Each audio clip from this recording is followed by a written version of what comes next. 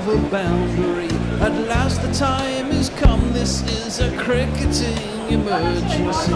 Hear this call to arms for every cricket revolutionary. Take up your bats and stumps for the test match insurgency. At first they tried to silence us, but we would not be silenced. They threatened us with lies, so we threatened them with violence. Che Guevara, Sangakkara, Joseph Stalin, Douglas Jardine, Robespierre, Darrell Hare, Vladimir Lenin, O'Brien Kevin, guerrilla cricket. It's not about the winning, it's about how many rules you break. Even in cricket commentary, this is the best advice to take.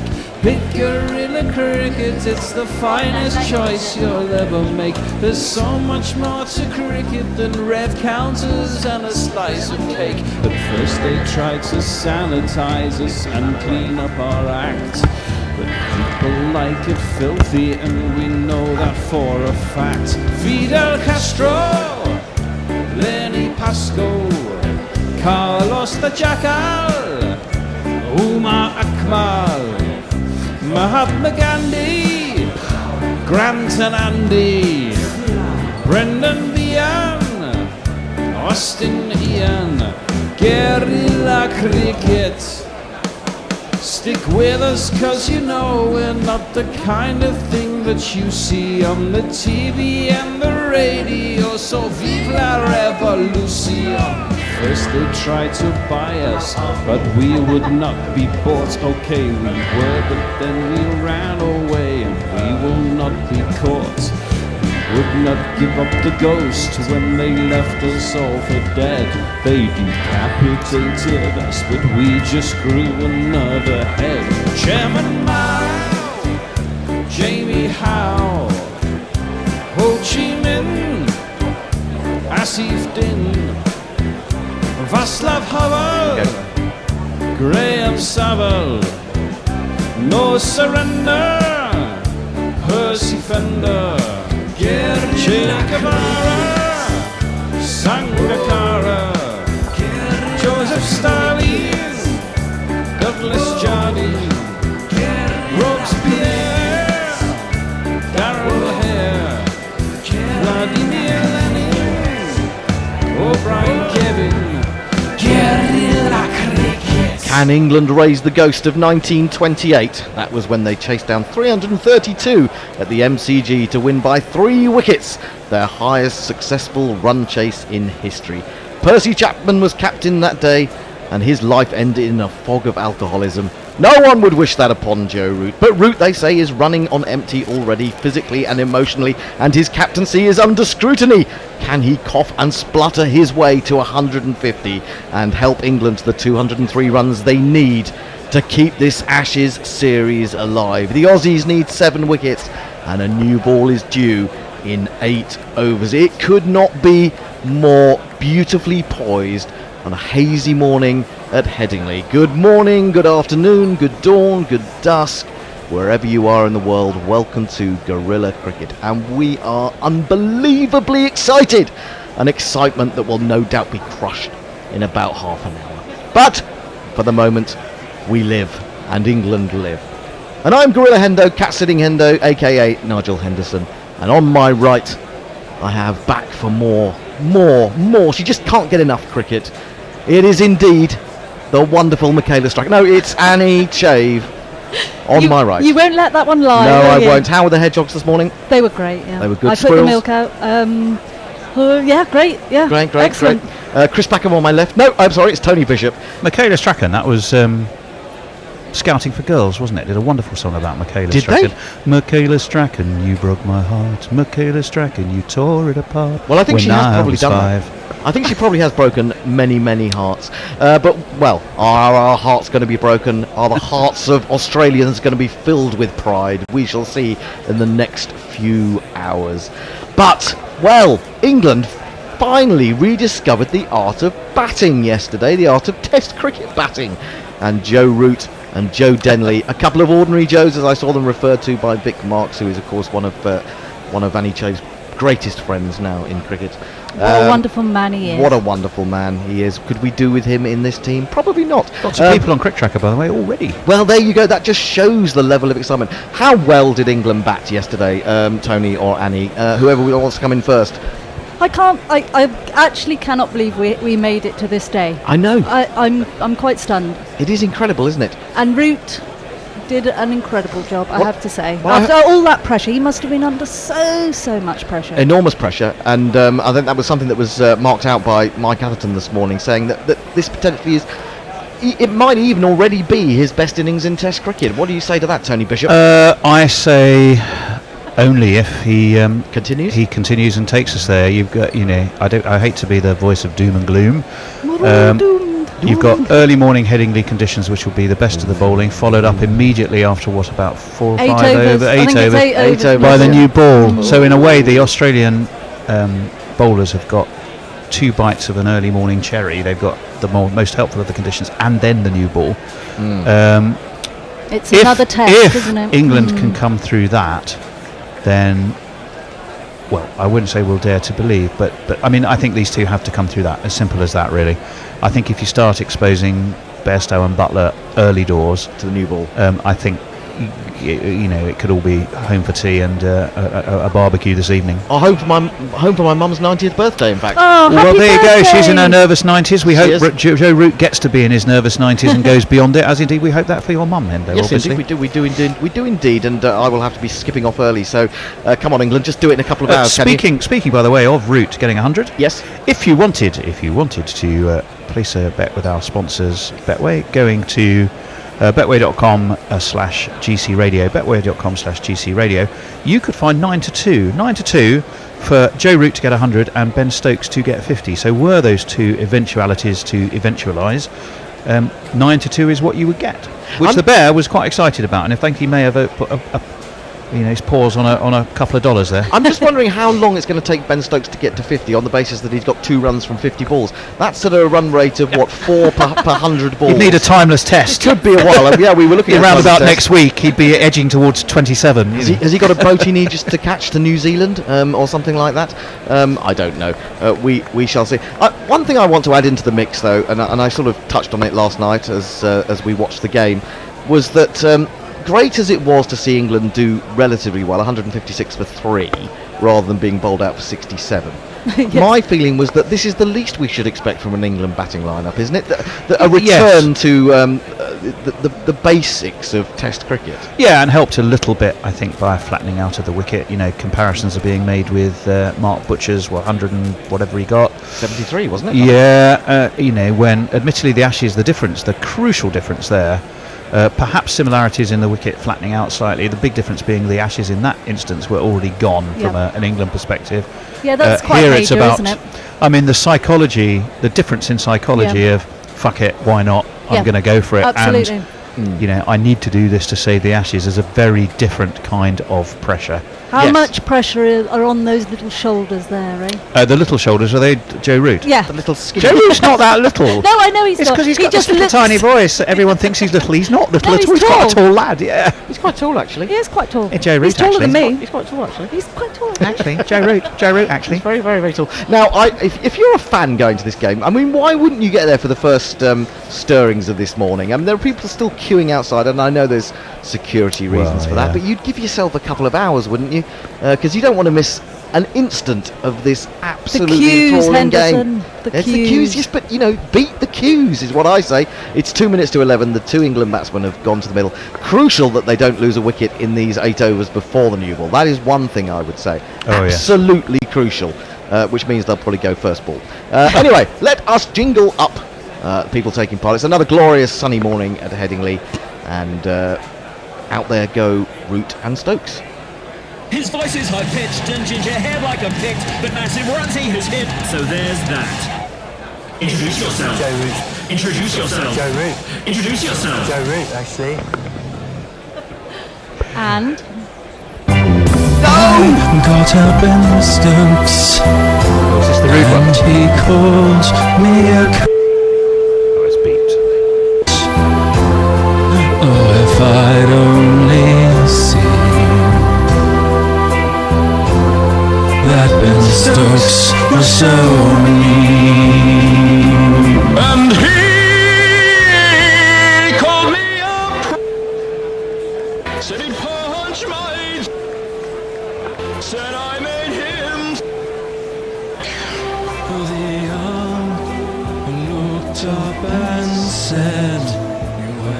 angry redhead. He will get fined again. But what I like about that jingle is the end, the angry redhead bit, which is said in such calm tones. And of course, I want him to, I don't know, subsume all that anger into one of the great England innings of all time under pressure. Almost Brechtian juxtaposition, Hendo. I think so. James Pattinson is going to open the bowling, and he has a wonderful jingle that goes like this. James Lee Pattinson, he's on the mend. After back treatment that seemed without end. And here he comes, running in to bowl to Joe Root, actually. And Joe Root actually wants a run, but he's sent back by Stokes as he dug that one out. And Joe Root looks up to the other end and says there probably wasn't a run there, actually. And so they stay. A little bit of nerves, maybe. A little bit of nerves. Well, yes, a little bit. Tension, wanting to get moving early. You can understand that, can't you? Well, you can. I mean, and also we don't really understand the pressures on these guys, do we? Because there's a lot of talk about Joe Root during matches doesn't sleep. I mean, Steve Smith was saying pretty much the same thing. You must have so many things going around in your mind. It takes a very strong character to be able to How can you cut get in that their off. heads, eh? Maybe he needs to do a bit of yoga. Yeah. You could teach him Yeah, that. I couldn't could you? teach him Yeah, that. yeah. Yep. Bit of yoga. Me and Fred. A bit of relaxation. In comes Pattinson, bowls a full ball, which he pushes up to mid-on. England have survived 2 balls, dare we hope. I didn't sleep last night. No, you didn't sleep, but that's because you had loads of cheese. Yeah, I blame the cheese board, which was actually absolutely splendid. Hare and Hounds in Claygate, marvellous cheese board if anyone wants to go there. I didn't sleep very well either because someone woke me up at 5 o'clock in the morning talking on their phone outside my room. Yeah. Not the people I'm staying with, outside. Oh, I see it Yeah. out in the street. Ah. Strange What were you that, doing isn't out it? in the street at 5 in the morning? That's what I want to know. Why do people do that? I mean, who is awake to talk at that time of the morning? That's what I don't understand. I suppose so. Here comes James Pattinson to bowl to Root, and Root is forward watchfully defending with the full face of the bat up to mid-off, and the man who goes way. He must be very, very nervous today. Does indeed. I sensed a sort of little tremor in his voice there when he said way. Yes. When you said can England do it, Suraj Sharma on Crick Tracker said no, they can't. Oh, thank you. Okay. Well, I think we knew that. As did it was a rhetorical question. Renek, I'm sorry, I don't know how to say your second name, but you also agreed that they can't. Boom Boom Ayub Khan, what a name that is, says Joe Root 100 please. Oh. And 150. MD Shajab Sheikh says hey. Hey. Not way. Pattinson in down the leg side. Oh, he thinks he's got an edge through. No. Payne is rushing towards the umpire. Umpire Joel Wilson is saying no, which is a worry. If he's given it not out, that probably means it is out. He's now having a chat with Pattinson. The DRS timer is running down, and oh no, funnily enough, that's not out. Was We're not going Payne to review alone that. in that? Well, possibly, but Could be also psychology. to appeal like that and then Yeah. not review it Yeah, is pitiful. it is. I'm not saying that Payne is the only man who does that at all. No, it's just flicked his pocket, I think, on its way through. I mean, that would have been the worst possible start for England, wouldn't it? We'd have all just gone out. We'd have into just the- stopped commentary, wouldn't we? It took a little bit of trouser on its way through, I think, above the... Yeah, you can see there, it just brushes the his fine. leg on the way, the top of his thigh. Won't help his nerves. No one helped my nerves. Outside the off stump this time, good length left alone by Root. Sorry, Hendo, I'm not so I'm not so worried about your nerves. Are you not? No, I'm sorry. You were more worried about your own nerves. More about Roots. Rooty's Yeah. nerves. MD Sahebaj Sheikh says hey. Desai Devendar says hi, as does Abdul Manan. Well, welcome along if you're watching us and listening to us on Crick Tracker. It's great to have your company, as it is on Twitter and everywhere else. Game on. YouTube. Game on Facebook. says Vinay Jadav. Right, well, that's all well and good. Don't forget the GPL is open, and it's only open for an hour today because, well, you know, it could all be over in an hour. Onto the back foot goes Root, defends, and it runs past Pattinson to the mid-on, and that is the end of the first over of the morning. England we did have it. survived for 6 balls. It was a maiden, however, so they have not advanced their cause in terms of running down this total. They remain 156 Got to bed yourself for in. 3. It's a Gotta bed marathon, yourself not a in. sprint. Indeed. Craig Nutley says 12 a.m. in South Africa. Looking forward to a Route 150. Oh, yes. and a good bang from Stokes to keep the series alive. Oh, I say. Linux Lear, good morning to you. Hello, as ever. For the finest Ashes coverage, follow Gorilla Cricket. Fine ball by ball, insightful analysis, disgusting suggestions on how to abuse a microwave. You know you want it. Absolutely. That was Fred yesterday. What was he abusing the microwave? Well, he made a cocktail with a lollipop. Real or not, Fred? Real Fred. Real Fred. Yeah. Real Fred, yeah. No, I've not seen a cocktail made by not Fred, apart from a cocktail of ridiculous arguments. Josh Hazelwood to bowl, and he has a jingle that goes like this.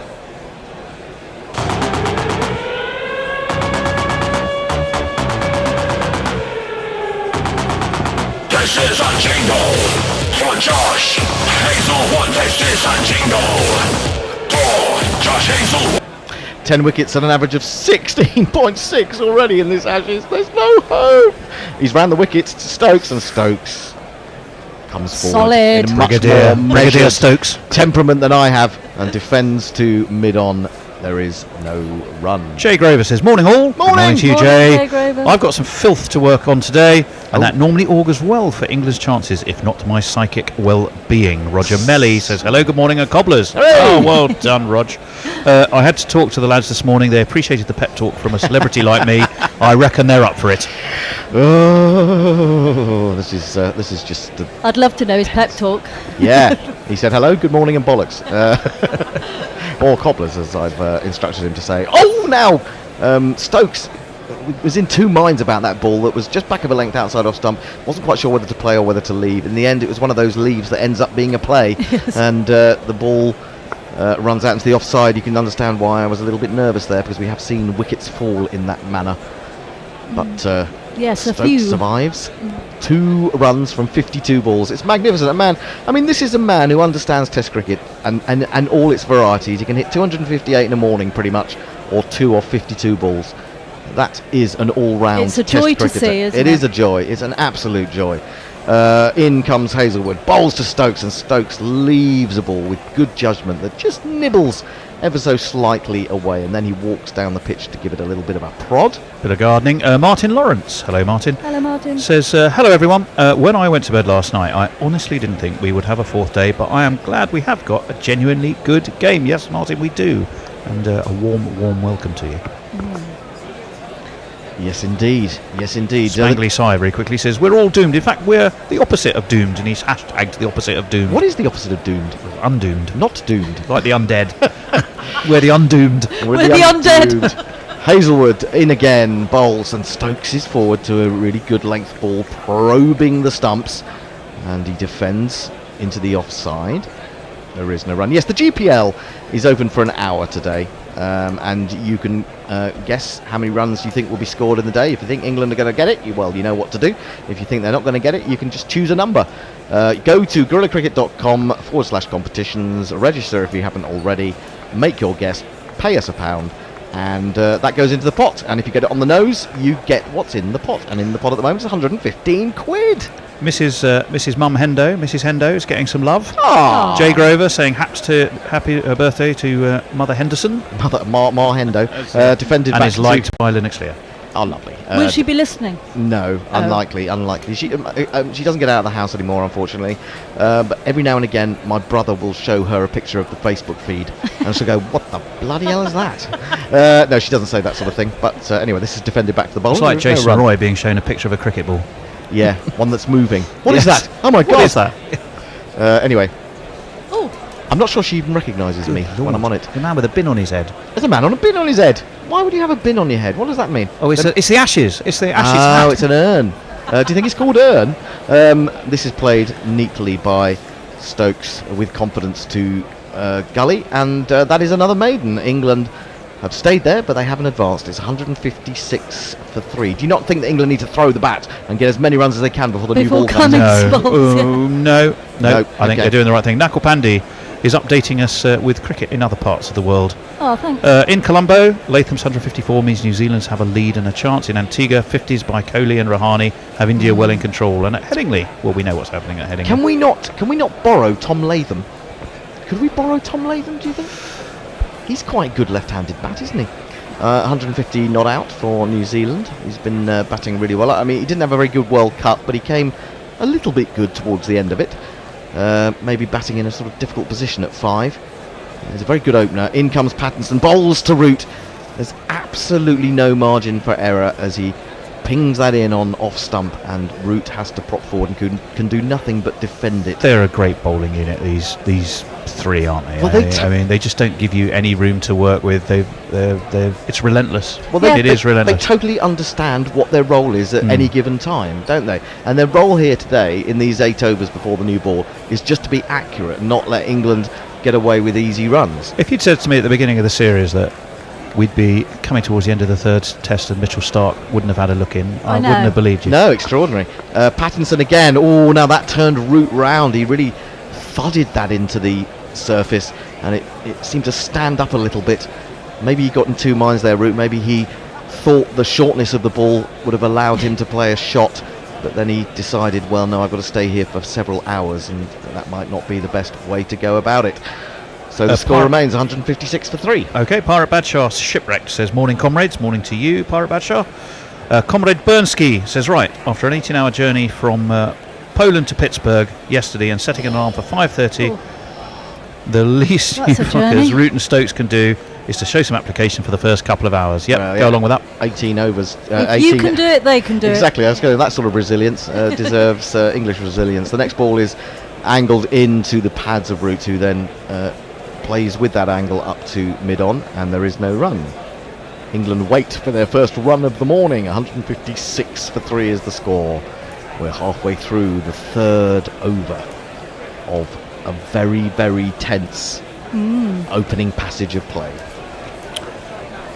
I'll wait till after this 3 ball. slips are waiting. The third slip staggered a little bit further forward than might usually be the case, and Pattinson is in again, bowling to Root, and Root defends a good length delivery. Once more, there is absolutely no chance of getting runs from that sort of ball. No, it's bang on in there, isn't it? It really is. And his defence, I love the way he holds it. It is nice. Peter Lloyd says, if I was to be stupid enough to want to go onto the GPL for England favouring result, I should go for 203, right? I can't possibly say. I've been told not to tell you that by the Bear, but I figured that probably some of you were intelligent enough to work it out for yourselves. Yeah. Here is Pattinson again to Root, and he gets a bit of an inside edge on that one, and Pattinson is playing silly billies with him and suggests that should have got through and that he was lucky. But it's all about psychology at this moment. It's mind games as much as anything.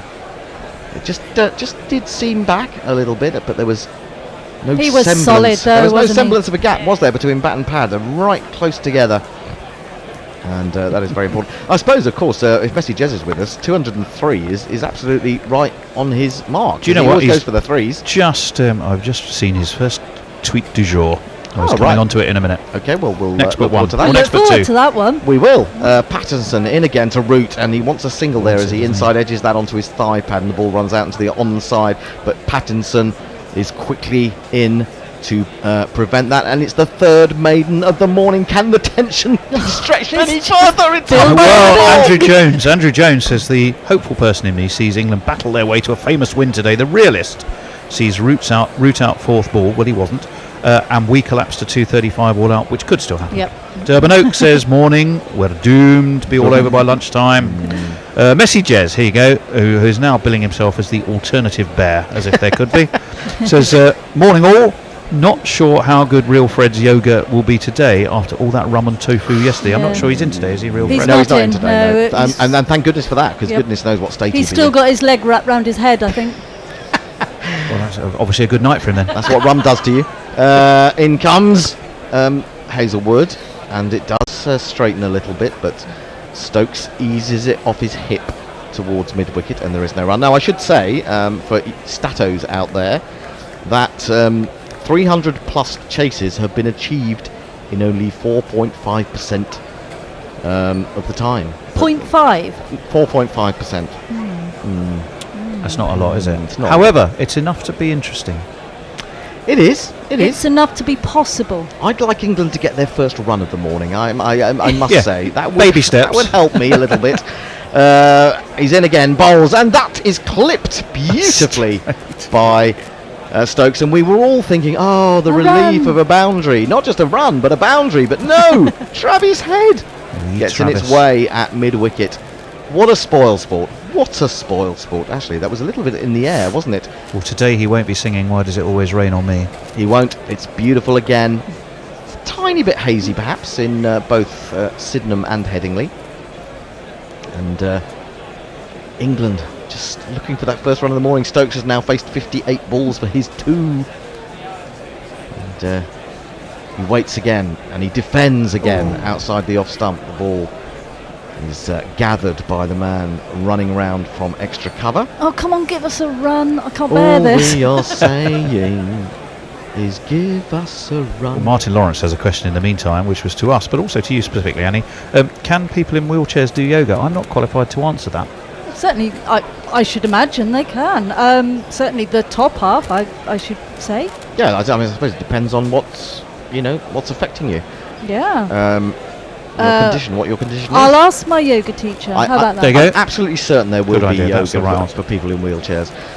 Hazelwood in again and left this time. A fuller ball which goes through to Payne, 87.5 miles an hour. Martin White says, Martin. Keith Miller famously mocked the concept of sports players under pressure. Oh, did he? Yes, he was a pilot. He was a was he fighter not in the pilot, war? wasn't he? Yeah. Yeah. He says pressure is a Messerschmitt up your arse at 20,000 feet. He said, and you can't really argue with that. Okay, now I feel so stupid. Yeah, but hang on. If you'd had the sort of press and the media talking about every manoeuvre and every mistake you made in the air, I mean, that might have added to the pressure, mightn't it? Really? Yeah, I think so. Hazelwood in bowls. He always smacks him in the grill. Parts of his helmet have come flying off as he tried to play a hook shot. Hazelwood doesn't look particularly sympathetic, and I think he asked him if he was alright. do you think he did? He was probably asking you how much did that hurt. Well, he's going to need a new helmet, so we're going to have a little bit of a delay. Do you not think? I mean, okay, during the war, you wouldn't really have had, you'd have had the basics, wouldn't you, about how many planes might have been shot down. One thing is for sure, you didn't have reviews. Didn't have reviews. Joel Wilson wasn't flying around up there going, goodness me, imagine that. Did I wing him? No. You wouldn't want him as a squadron leader, would you, to be fair? He'd be flying in the wrong direction. Confident, would you? Shooting each other down. What was Martin White? Linux Lear says, appealing like that and not reviewing should be regarded as being in violation of the preamble of the laws, which is about, I think, spirit and stuff like that. A bit like throwing yourself on the ground in football, isn't it? A little bit. Yeah. Well, to be fair, and no one else seemed remotely interested. I think Linux Lear is referring to the Tim Payne appeal. He seemed to run around in a bit of a circle and get excited. And quite honestly, literally no one else did. Well, to be fair to him, he might have thought it. It did, and it did. To be fair, as we saw, take the top of thigh and a bit of flannel as it went through, and that can be misleading. Yeah. Ravinair says, I can only hope we're all out by lunch, as is traditional. Last any longer, and I will not be able to bear the excruciating torture of hope. Please, don't give me hope. No. I know. Johanna, give me hope. Yeah. Joanna, till the morning comes. Look, there goes another helmet to landfill. We said goes. this yesterday. I don't like it. They just have to get another one. It's wasting. I mean, It's can it not be? Can you Oh not? no, I mean that. Why would Can you not recycle helmets? Surely. A little I mean, bit, what maybe? actually came off was the two side bits over his ears, wasn't it? Which is like additional attachments. Well, it doesn't look like he's changed his helmet, does it? Because that one still it looks pretty ropey. I thought he was supposed to change his helmet whenever hit on the grill or hit on the helmet at all, but I'm not sure that he has. Anyway, so we've had one helmet destroyed, but no runs so far this morning. No runs in at all. 3.5 overs. I'm glad for those people who've got fourth day tickets that at least there is something to watch. I mean, because you felt... Well, and Headingley's filling up very nicely indeed, isn't it, as we look around. In comes Hazelwood. Bowls, and that one zips off the pitch outside the off stump, but Stokes raises his bat well out of the way of it. And that is the end of the over. 4 maidens bowled this morning. England remain 156 for 3. Muttley says, woof, morning all, dare we hope. Linux Lear says, that's exactly what I was referencing. Annie. Jay Grover says, to be fair, not Fred, is a bit of a cocktail. Evil Scooters. Evil Scooter says, evening folks. I'm feeling rather like garbage as I battle a cold, but I'm absolutely thrilled to have your company.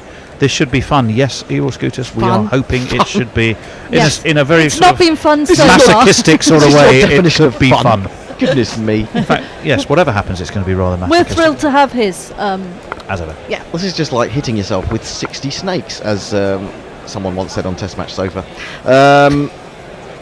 Flagellating yourself with small reptiles.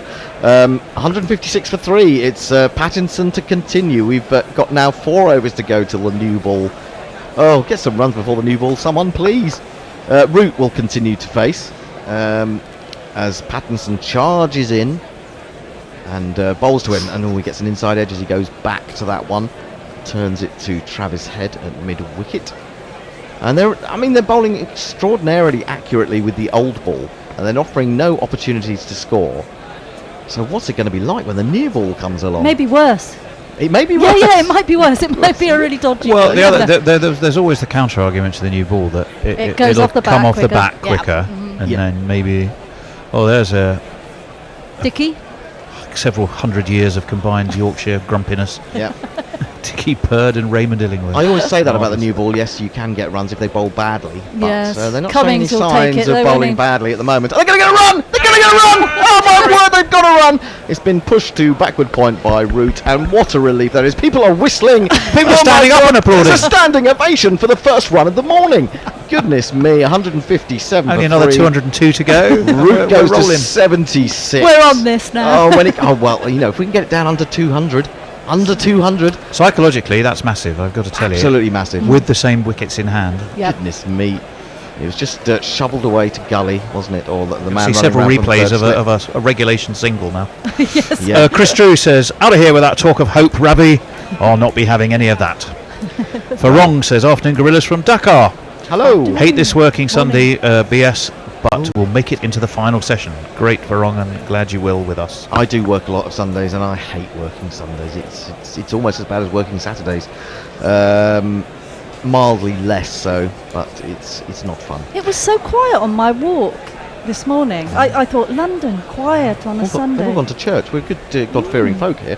Pattinson bowls to Stokes, and Stokes plays a pleasant drive come dig out of the delivery from his crease and up to mid-off it goes. We close in on the ever-chewing Marnus Labuschagne, and Nathan Lyon is getting warmed up. Maybe he's going to cap a couple of overs before the new ball. Or Marnus Labusmith, as I heard him described the other day. Marnus Which is quite nice, I think. Seeing as he's become a sort of a stand-in in every way. Well, he has. Or the masticatator. Steve Smith. The masticator, that's right. We never did find another word for masticate yesterday.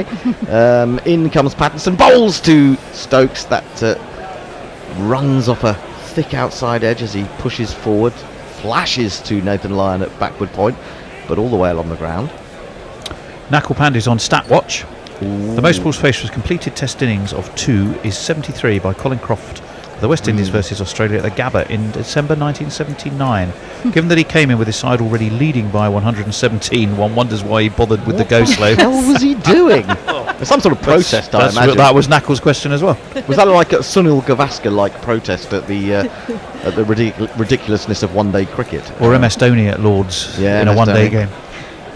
In comes Pattinson again, bowls to Stokes, and Stokes has to defend. We wanted a run there up to mid-off. It was a little bit straight at the man there, but he danced down a couple of steps and then realised it probably wouldn't be a good idea. Do you know what? I can see a certain logic in this, because if you get yourself into a completely aggressive mindset from the off when you know the new ball is coming, isn't it hard to then go, ooh, now I've got the new ball, I need to notch this back a couple of gears and almost reset yourself? In a sense, so maybe they're almost preparing for the new ball, considering it all part of an elongated start. And don't forget, there's 2 days. There are 2 days left. I know, there's no problem with the run rate. There's absolutely none.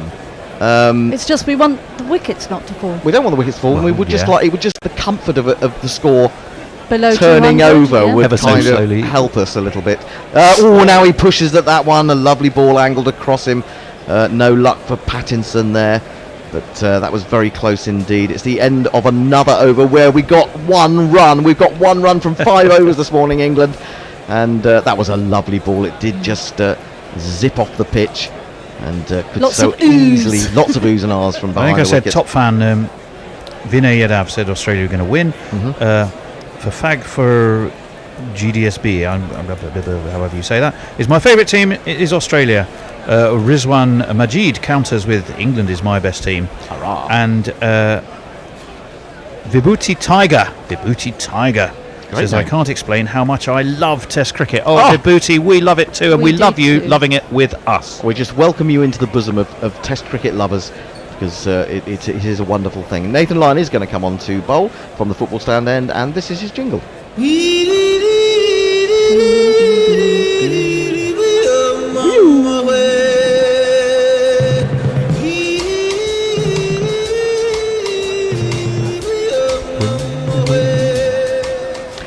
Indeed. Lots of wooing and weighings there. Looks like Root is just scratching out his guard, just emphasising it for his own purposes. He's got a short leg, he's got a slip, and otherwise it's a relatively defensive field. He comes in, bowls to Root, and we're going to get another run! We're going to get another run! He Tickled just around the corner. tickles it away down to long leg, and they take a single. I'm interested now really in fields for off spinners these days. Far more often do they have a man further round towards long leg than deep back with square leg. You never really used to get that in the past. You always said you've got to have a deep square leg because you're hitting with the turn if you're a right-handed batsman, but you never had a long leg as such. He's also got a what else has he got? He's got a deep sort of a backward square and a mid wicket, hasn't he? I mean, that's fairly conventional. Certainly got a forward short leg in. Yep, he's in now to the left-handed Stokes, and Stokes is going to get his first run. That's great relief for him. There is a man out at deep square come mid-wicket, and so they run through the single. Warm applause. Targeting the Lion, obviously. Well, yeah, they're not going to get many. They're not going to get too many chances to do that, are they? I don't think. Not for a little while, anyway.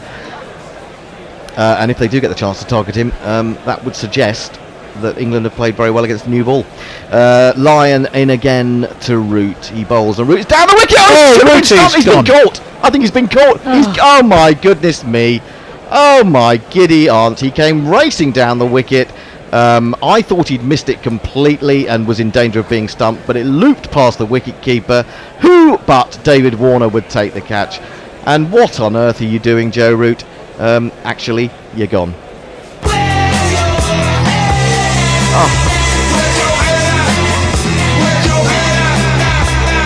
Well, talk about finding unlucky ways to get out. When you see that in slow motion, what he's done, he's come down the wicket. It has turned a little bit on him. As he's tried to drive, he's got an inside edge onto his pad, which has then looped up over the wicket-keeper and has been taken by David Warner. So England have lost their first wicket for the addition of just 3 runs. The Ashes have surely gone with that.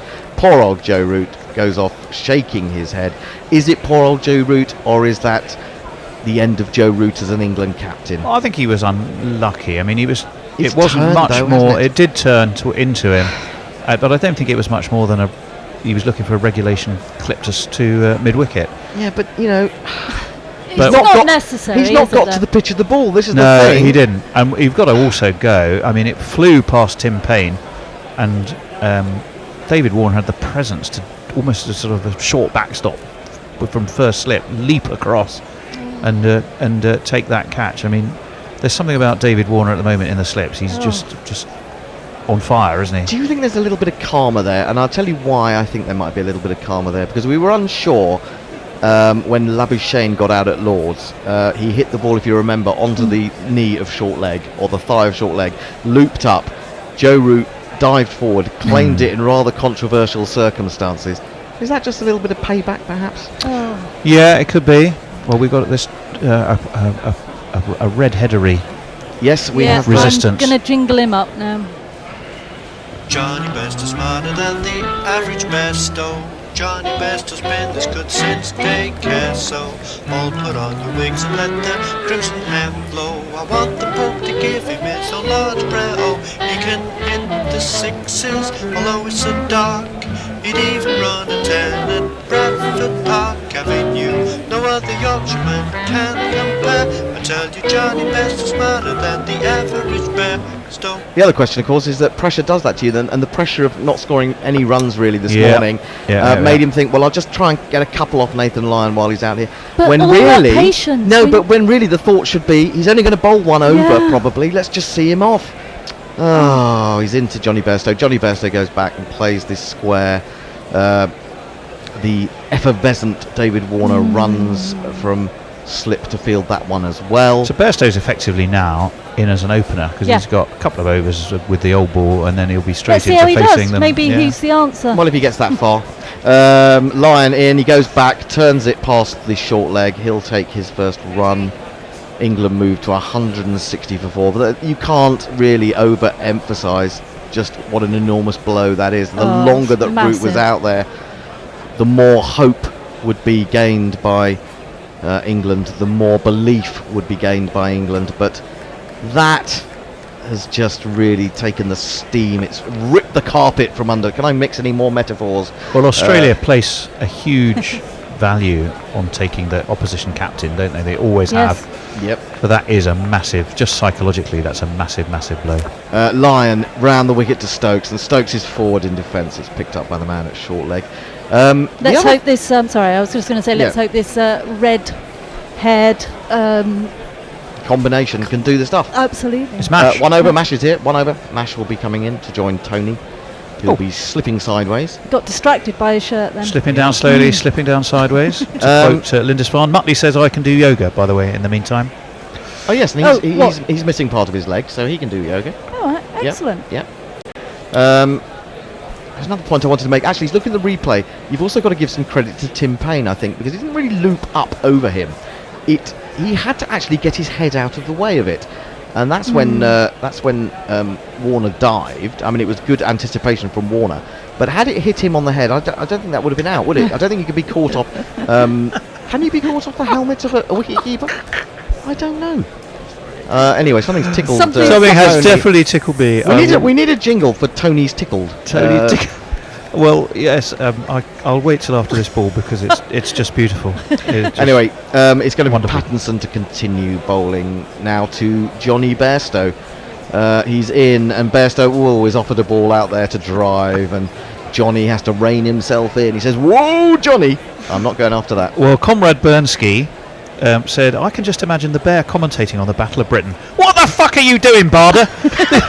This is no time for loop the loops, you clown. I need another beer."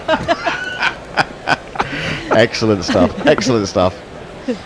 Things you hear on Guerrilla Cricket number 354. What the fuck are you doing, Barder? No time for loop the loops. Let's hope Bairstow is smarter than the average Bear. Well, he's 75 each from these two. It's within spitting distance. Bears and their smartness. Now there's a sort of A-level question, isn't there? How smart are bears? Discuss. Well, they're big. They're big. They're cuddly and they're furry. Good at fishing. Like a bit of salmon. But how smart are they? Sleeping caves? I mean, they normally do quite well when they have to go and nick things from campers, don't they? Operate in threes quite well. True. That's very good. That's a very good point. Pattinson in bowls to Johnny Bairstow. That I think came off the pad as he tried to just nurdle it into the onside. In fact, no. It seems to have been given as a run, or maybe not. No, it must have been a leg bye. He hasn't.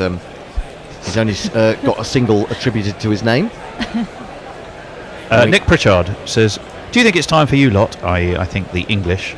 I'm suspecting the hashtag Pommy Wankers gives Nick Pritchard's colours away. Do you think it's time for you lot to pilfer some South Africans or Kiwis a la Ben Stokes to make your English team half respectable again? Do you mean a la Marnus Labuschagne? Usman Khawaja. Usman Khawaja. I'll get there in the end. Let's go and get a few. Just because he sounds a bit like Koala doesn't make him Australian. Now there are a few outside the off stump to Stokes, left alone. There are a few people of Australian birth still playing county cricket, so we could grab a couple of those. Robson, he could come back. Sam Hain, I think, was of Warwickshire, was born and brought up in his early years in Australia, if I'm not mistaken. Oh. Jay Grover is picking us up on a historical point. While it doesn't distract from Miller's, this was Keith Miller's point, he didn't actually engage in combat during his few UK missions. What he did would still be jolly scary, but... Well, what did he do then? What was he up there for? Was he just sort of strategy? Outside the off-stump, a little bit shorter this time from Pattinson. What was the point of going up there if you're not in combat? Is this like sort of... It does rather rely on the other side turning up. Was he sort of... Oh, where are they? Sorry, lads. Couldn't get a team together today. We'll be back. Maybe next week. Can you imagine being fixture secretary for the Luftwaffe? I'm sorry, Heinrich. Heinrich's got a bit of a cold. The club cricket conference and see if they can arrange another fixture with someone else. I know the Belgians or something. 161 for 4. England have added 5 runs in more or less half an hour. They've lost Joe Root though. That's the crucial thing.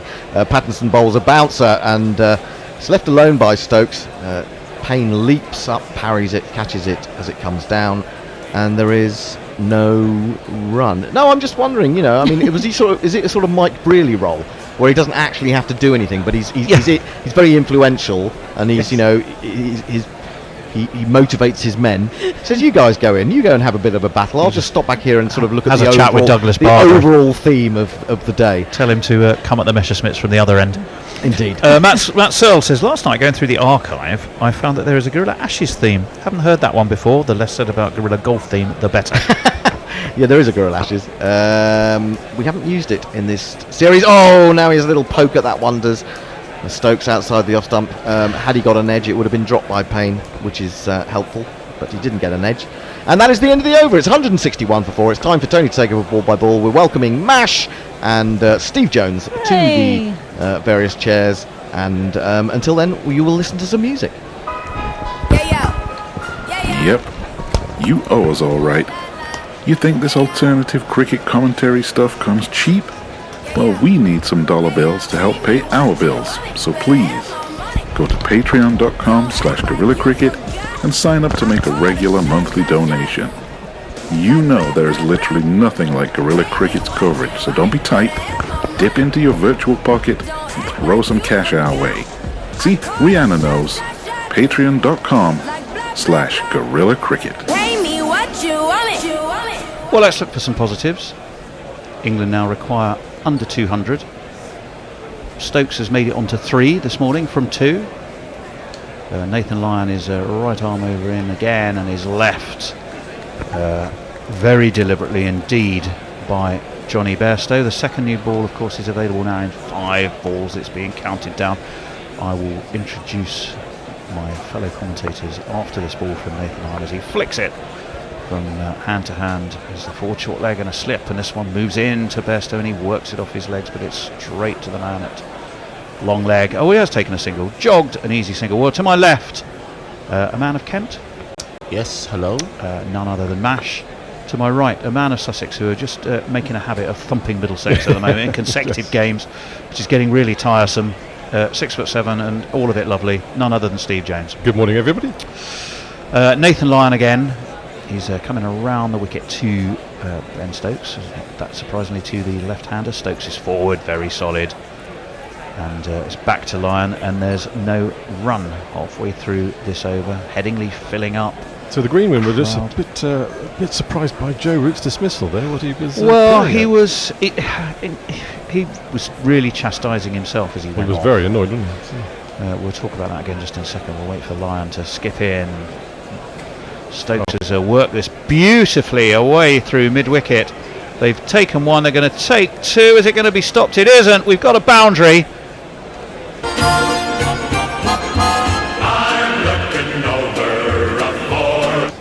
Moves Stokes onto 7. He's gone into positive overdrive. 7 off 74. The wheel clamp is off. The accelerator is down, and Ben Stokes, number 55, is up and running. Lyon skips in again. Stokes, though this time, just to prove the point, I think that he's playing very much every ball on his merits, tucks in neatly behind that. The dismissal. He was looking to work it away to mid-wicket. He got an inside edge onto his toe. That skipped up over Tim Payne, and then Warner dived round behind as now Lyon is in. Flicked off his thigh.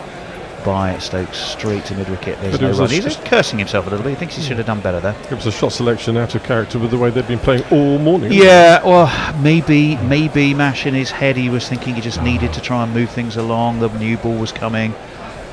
Maybe they thought they've got the measure of Lyon, who hasn't exactly been his deadly self in Headingley. Maybe, but I find it hard to justify. Even no matter what Root was thinking, I find it hard to justify the shot selection. But we have the new ball. Well, yeah, I think the new ball is coming out of its wrapper. Who's coming on, do you think? Pat Cummins? I thought you meant the umpire. No. The fourth umpire is definitely coming on. It looks like it is going to be Patrick Cummins, Paceman Pat. And his not his black and white cap, but his dodgy back. Paceman Pat and his baggy green cap. Early in the morning, just before the warm-up, he has to pull out with a dodgy back. Patrick Cummins! And have they taken it straight away? I think they have. I have, yeah. None of this limbering up with the old ball for a couple of... Oh, are we sure? I'm just having another look at that. It still says available, so it looks like maybe waiting. I think maybe they are going to just let him have a couple of looseners with the old ball, and he hasn't Make sure his back doesn't go out. Yeah, could be. He's taking the new ball from the Kirkstall Lane end. 3 slips are in place. He's bowling to Bairstow. Immediately, that ball zips into Bairstow's pad just above leg stump, so there's no issue of LBW in place. But there was that little bit of extra bounce there for that first delivery from Cummins. Just a couple of tweets I'll get through in the meantime. Leah says that was the stem guards coming off the helmet, as they are designed to do. Yep, indeed they were, so that's why, because we were questioning whether they should have replaced the helmet, but it would explain why they didn't. 166 for 4. I'll wait for this delivery. I think Cummins is ready. Patrick Cummins is ready. Those 3 slips go down. He's in past umpire Wilson, and forward comes Bairstow. It's away to point. There's no run. Roger Melly says 11 players have now been hit on the head in this series because they don't know how to get their fucking head out of the way.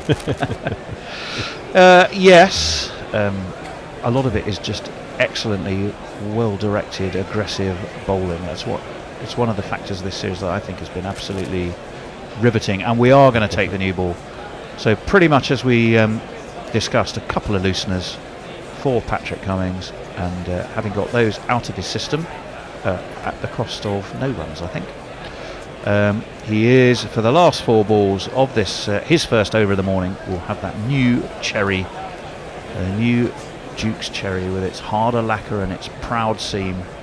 He's got a big smile on his face. A smiling assassin, Patrick Cummins. He's got his fellow fast bowler Pattinson for company as he runs in, who's there at mid-on. He's in. Ooh, that leapt up, and Bairstow did well actually. He sort of climb up on top of it, push it away to square leg, and get himself a single. Well, that's made the next 10 overs interesting. Well, yes indeed. I mean, losing Root was a huge blow, and it really is. Yeah, that got big, didn't it? It did. It's incumbent upon these two to ride this through somehow. This is the beauty of Test cricket. It's going to be hard work. If they can, and you can get 12 overs on the ball and these two still there, then perhaps England fans and indeed England players will start to believe again. Hope arises. Hope arises. 167 for 4. We are looking at the coterie of Australian fans on their tour with their Is that the collective green noun for shirts. Australian fans? Or? Oh, I don't know. It was just a group of them in one corner. But What's anyway, there they are. A murder, did you say? Yes. That's crows, isn't it? It is, yes. As Cummins is around the wicket, and to the left hand is Stokes, left alone by Stokes. But I don't think crows have exclusive rights on the word. So. A murder. Tim Murter. Dial M for Murter. 167 for 4. The man of Middlesex speaks. Indeed. Messi Jez says, I thought the damaged helmets were donated to the Ruth Strauss Foundation for fundraising auctions. I think that may be true, but I think Lennox Lear's point was the stem guards are designed to come off, and if it's the stem guard that's been hit, you therefore don't need to replace the helmet. So, I mean, they're both, therefore, I think, technically correct. Both her It's actually the grill that was hit, wasn't it? Anyway, in comes Cummins, round the wicket, and very tidy and solid and high-elbowed in his defence, Ben Stokes, and so there is no run. Nathan says, good morning. Good morning to you. Ben Stokes' strike rate in this innings is quite beautiful. Well, yes. I mean, old Test cricket fans such as we are. I mean, well, two of us are old. Nash, I think you're Much exempted younger, from yeah. that epithet. I feel old. You feel what? Just sitting next to us. Does it rub off? Bringing the average age of the commentary team down by about 40 years. Yeah. How old are you actually, Nash? If you don't 37. mind? Oh, blimey! I told you. Is that Gosh, yeah. Well, okay, you're older than I Deceptive, thought. I don't remember you know. being 37. Do you, Tony? No. Yes, I think I got married at 37. As in comes Cummings and up onto his toes again goes Stokes. And it's away into the offside. There's no run. It'll end a decent over from Cummings. 1 for 34 for him. He's bowled 16, but he's had 4 balls with that new cherry. He cleaned up, of course, did he not, Jason Roy in the first innings with a ball that came back in, clipped the top of off stump. I wouldn't say it was unplayable, but it was certainly unplayable for a makeshift opener who's not an opener. Paul Kemp says, good morning, Gorilla Cricket. I organised a fishing trip on Friday afternoon. Think there would be no way we would still be playing now. Thankfully, I have you guys to keep me updated. You could presumably you could do both. I think that's what he's doing. Yeah, I think he's okay. fishing and listening. I presume that's what he's doing. Fishing and are you actually? Well, what type of fishing? Are you knee deep in a stream trying to fish out trout, or are you or salmon? No, for trout it would be, wouldn't it? We're going to see Josh Hazlewood anyway. Not that surprisingly.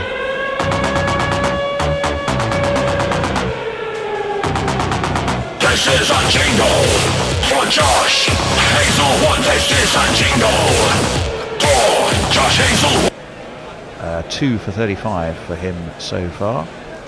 He's bowled quite magnificently. I genuinely think he's the pick of the Aussie bowlers. He's right arm over the wicket to Bairstow, who leaves that. And well judged is the perfect phrase for that one. There was literally no space to spare at all. Another half inch. What was that phrase in the last Test match? The width. A boarding scrape, a boarding house scrape of butter. That's it. And maybe it's a bit more. A little bit higher. Left on height, left on length, left on height, and it was very well judged. Well played, Johnny B. Steve Kellett says, are cricket helmets like the old polycarbonate bike helmets good for one hit only? I think yes, but it depends where they're hit. As in comes Hazlewood. This one swings away from the right-handed Bairstow. Tim Payne takes that down only by his ankles, by the way. So if we're concerned about excessive bounce, still looks to me a bit, Steve, as if bowlers have to put their back into it. They do, don't they? Yeah. Unless you're Jofra Archer, when you don't actually know you're going to get that extra bounce, because he doesn't put his back into it, and that's what makes it such an impressive part of his armoury. That was well wide of off stump, though, wasn't it? It was. These two have just got to be disciplined, and they are both aggressive by nature. I'm not linking that to the colour of their hair in any way, shape or form, but they just are as batsmen. In comes Hazlewood. Oh, that was an absolute Jaffa, and it pitched and just moved enough to evade the outside edge of Johnny Bairstow's bat, and it was through to Tim Payne, but it was really cut. Seemed well, didn't it? Right. Absolutely, it was a sharp leg cutter, and it was too good for Johnny Bairstow. Fortunately, he wasn't good enough to get any edge on it either, and he survives to fight another ball. Hopefully a day. If he survives a day, England win. Yes. If these two survive a day, England win. If they survive the session, I think they set it up quite well. It will. 10-15 overs with the new ball. Going to be tough, I think. Hazlewood's in again. Flicked off his legs as a shout from behind from Tim Payne, but he'd appeal for anything at the moment. They've taken one. They are going to come back for 2. It's fielded at backward square leg. They'll get the 2 comfortably enough. I think when you've got Joel Wilson at the other end, you appeal for absolutely. Well, yeah, I think you do. Interestingly, that's the second time this morning that only Tim Payne has appealed and no one else has. So 169 for 4. That target still 359.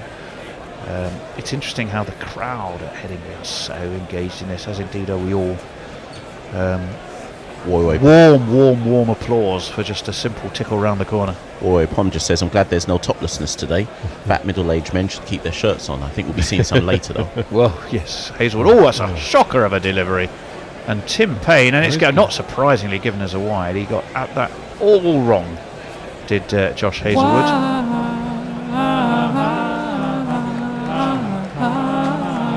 And it just went flying away to well, it would have been taken in front of second slip. That's how wide it was. Although Tim Payne, to his credit, did get over there to do it.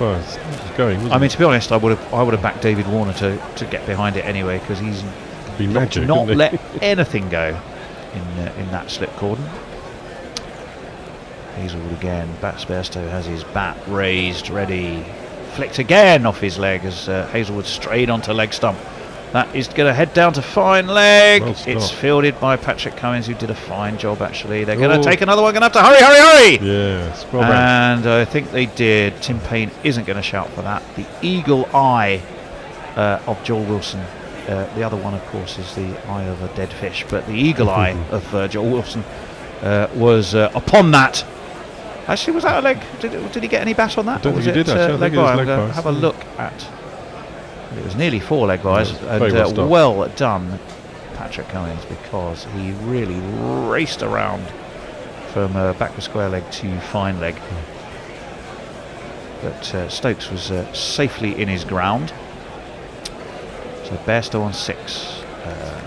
Ben Stokes, who has the strike, is on 7. From his 79 balls From 79 balls faced. Do not knock it. It's been an innings of determination, grit. Long may it continue. Oh, wow.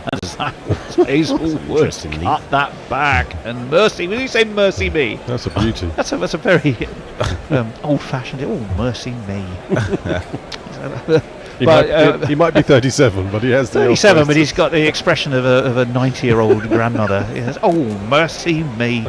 We'll give you a sense of just how close it was. However, again, they live to fight another day. Run through some tweets in this break. So Martin Lawrence says, surely England are not trying to bat for 2 days for a draw? I don't think so. No. Barry Goodman says, how about when the ball hits the fielder's helmet behind the keeper? Do they replace that one too? Good question. I don't know, but a very good question. I will get Knackle on the case to answer that one. He probably knows the answer already. John says, you know how after the dentist has extracted your rotten tooth, you remember your backache? Likewise, when Joel Root reached 50, I suddenly remembered that he's notoriously bad at converting them into hundreds. Oh, gosh, yeah, that old will he convert conundrum. It was a poor shot, I'm with you, Steve. You know, if you'd set your stall out to be cautious and play through and beyond the new ball, it did seem a slightly odd shot to play. He was unlucky. He was unlucky too, the way he finally went. The interesting thing, when that wicket went down, the result predictor came up, and the Australians had zoomed up to 87. England had reduced to 12%, but the draw had increased to 1%. 1%. Where did that come from? Well, I don't know. An unexpected thunderstorm. So maybe they are planning to bat out 2 days. No, I doubt they'd be able to do that. Cummins is going to be in to Bairstow. Right arm over the wicket. Bairstow nicely on top of that, pushed away to backward point. It's fielded. Who was that? It was. Is that the Bancroft? Bancroft, yeah. Bancroft in his sun hat. Who's he on for then? That's a very good question. We'll look out for that. But yes, it does appear that Cameron Bancroft is on. Hopefully, nothing in his pockets. They're not doing something dodgy so that he can go and field at short leg. I'm just trying to see if it. We could see. Hazelwood, I think, was off for a while, but he's been bowling, so it's not him. Bus changes on. Labuschagne, of course, is Warner, very much there. Bairstow stands with his bat held high, and again he's... Steve Smith leave there. Nearly. Well, yes, one forced out of necessity that time rather than flamboyance, because he really did have to sort of pull the bat back out the way of that. And he has high back lift, doesn't he, Johnny B? Chris Paul says, my hope and despair were evenly poised until I realised we had the new ball to come. Although they haven't taken the wicket with it yet. No. Touch anything wouldn't. 173 for 4. We have had, we've had 2 overs exactly, I suppose, with the new ball, because the first 2 balls of Cummins' over were with the old ball, weren't they? It was previous over. Yep.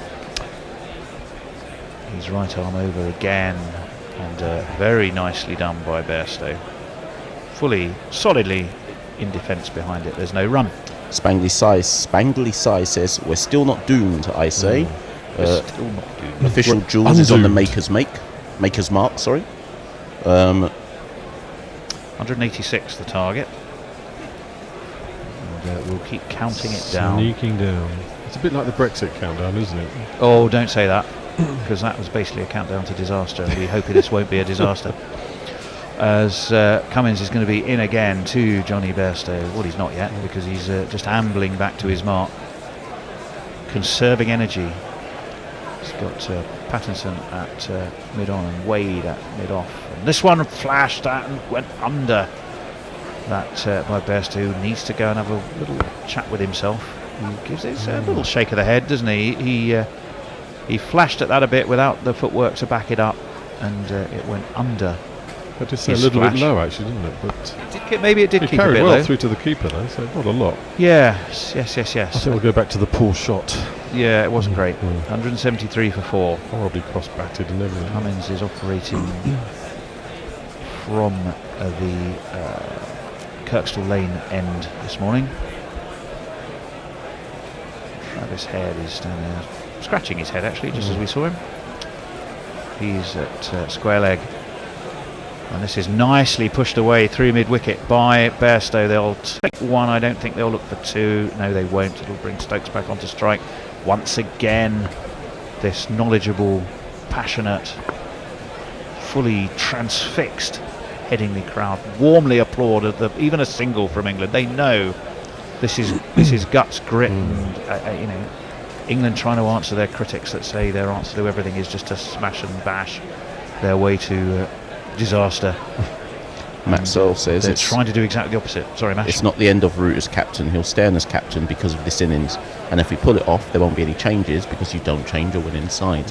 Well, yeah, that is catch-22 though, isn't it? I mean, if they lose, you say, well, that's good because they'll change the team, and if they win, they keep a flawed team, as this one's pulled. Oh, Johnny B, what have you done? I think he's going to be safe. It was Ben Stokes, and he couldn't stop himself going for the pull shot there. He top edged it. It was away over mid wicket. Who was interested all the way there? Who was that? That's Head? No, it's not Head. No, it's not Travis Head. He's slightly bearded. No, it's Head. Oh, it is Travis Head, is it? Yes, it was Head. Well, it went over his head. He was interested for a while. Actually, it was safer than it looked. But I think if you were to go and quickly have a word in Ben Stokes' ear and go, is that what you meant? I suspect the answer would be no, and whatever else he might say in the process, but I think the answer would be no. But it's 2 more to the total. Leah says this is England's angriest partnership out in the middle. Yes. Well, they need to rein in. They need to channel that anger, and they've been doing it so well. But I don't think that was a bad shot. It wasn't a bad shot choice. Well, it was because the ball was there. It was Australia, of course, are very much on the attack. It was aerial for a long time, wasn't it? Yeah. But Bairstow We've is all going to be done on that. strike to Hazelwood, who's in, and Bairstow, very tidy, drops the bat on it, and there's no run. 82 miles an hour, so it's not about speed for Hazelwood at the moment, is it? Actually, the Australians have all seemed to sort of pare back their speed. They're not well, because charging, I think it's Headingley. Well, don't forget, Jofra Archer did the same thing. You know, he wasn't bowling howitzers at 95, 96 miles an hour. Headingley gives you that little bit of nibble, that little bit of movement, a little bit of atmospheric help, certainly when Archer was bowling. And pitching it up and letting the ball do the work, and especially if you bowled like 10,000 overs only 4 days ago. It was smart bowling. Hazelwood is in, driven by Bairstow, driven through cover and extra cover. It was uppish, but it'll go all the way for 4 more.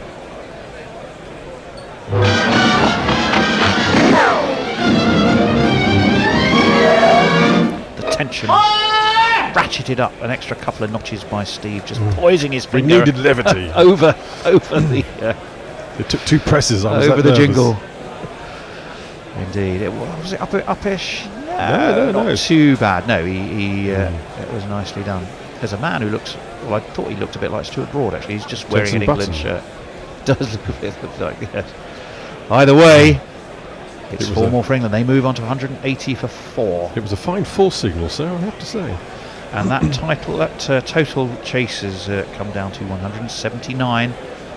Next target 150. Then again, these two are here for that. Driven again and a bit uppish and through backward point, and he's going to get 4 more. Is Bairstow? Yes, he is. 4. Good God, yeah. Again, that didn't.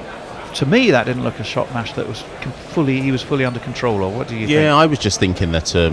To me, this is typical Johnny, in so much as I now question what goes on in his head after shots like that, because I think he translates this as I'm on top of the bowling now.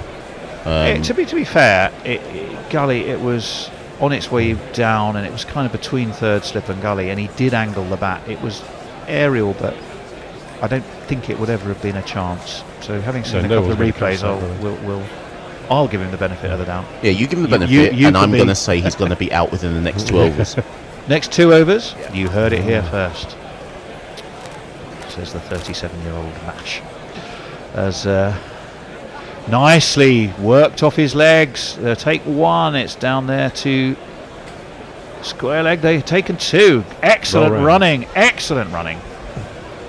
So they're introducing a note of positivity, they would argue. Mash, I think you would argue that with positivity comes risk. In Bairstow's case, yeah. Yeah, no, I'm not discounting that. I mean, Sebastian, it's one of those interesting dichotomies, isn't it? Because the ball's nice and hard, and actually the ball does go pretty nicely off your bat. So it's a chance. Well, we were having that conversation before you arrived, Steve. We were saying, well, England are going so slowly. The new ball hadn't yet been taken. But when we thought, well, actually, the new ball could well bring, quicker runs, which is highly likely to be the case. Hazelwood has 2 balls left. Bairstow's nicely on top of this, but it's straight to Gully on the second bounce, and there will be no run. Leah says 186 for 4. There's a 3-person change. Knuckle is doing air traffic control and waving his arms around like a. Leah says, can England slightly at least odd policeman at least stretch their death rolls until play starts in Antigua? Of course, that's the only reason I'm actually here. Were you going to commentate on that one, are you? To myself. You'll just hear me swearing in the green room every 10 seconds. I think once read tweets to yourself, and we all sat here and watched you and wondered if you were actually going to say anything. As Hazelwood is in and left, high leave, periscope leave by Bairstow. So that concludes the over for Hazelwood. 186 for 4. The target 359. England have had 1 loss, but it was a big one, and we will have a 3-person change. Who's going ball by ball? Alternative cricket commentary, bringing you laughs, bringing you jingles, bringing you joy. We are Gorillas. We need your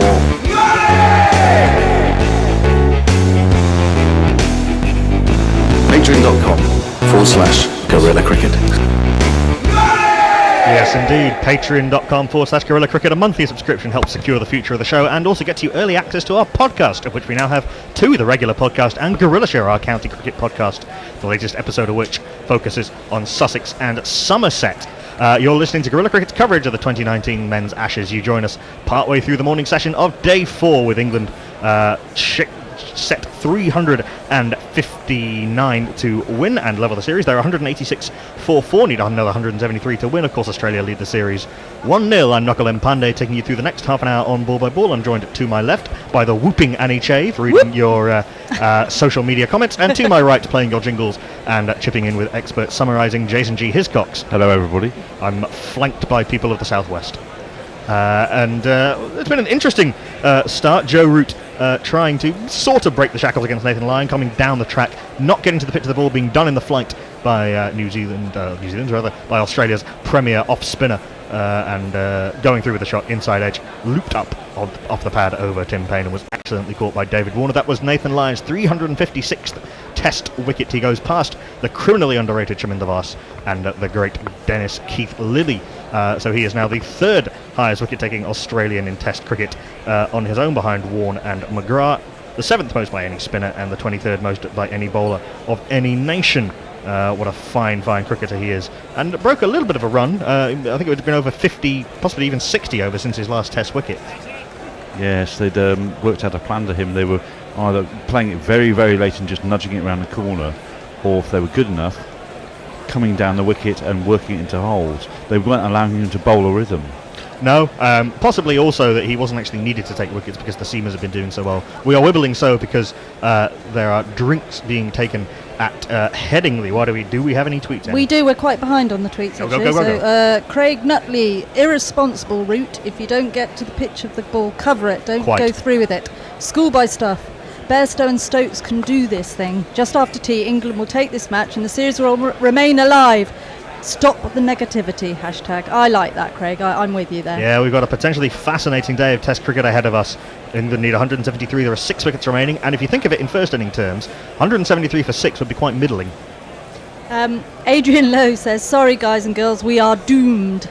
And Messages says, actually, hope is in Devon and you're required to make a really hard choice. There's a place called Inner Hope. He sent yes. Is there and us being West Country people, we know that.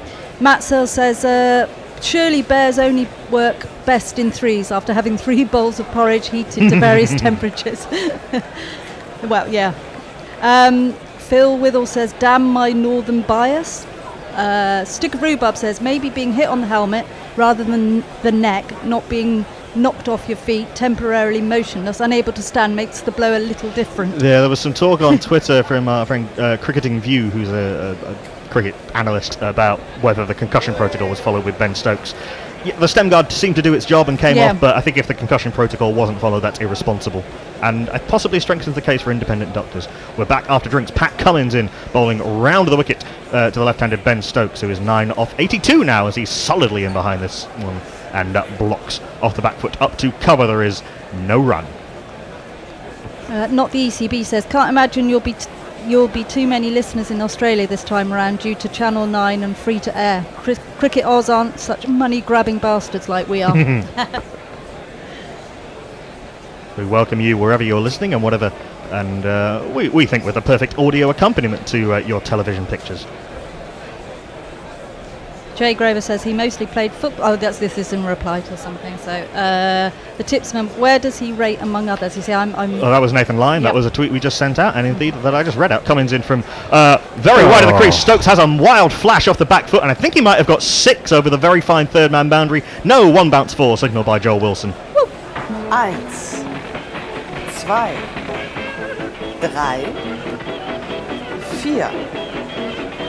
4. Very, very wide, but with no one at fine third man. It was a safe enough shot despite the flying top edge. Stokes went through with the shot, unlike some of his colleagues who have been rather half-hearted, and got his 4 moves into double figures. He moves to 13, England 190 for 4. Yeah, you just got to make sure you get enough bat on that one, and it's a fairly safe shot.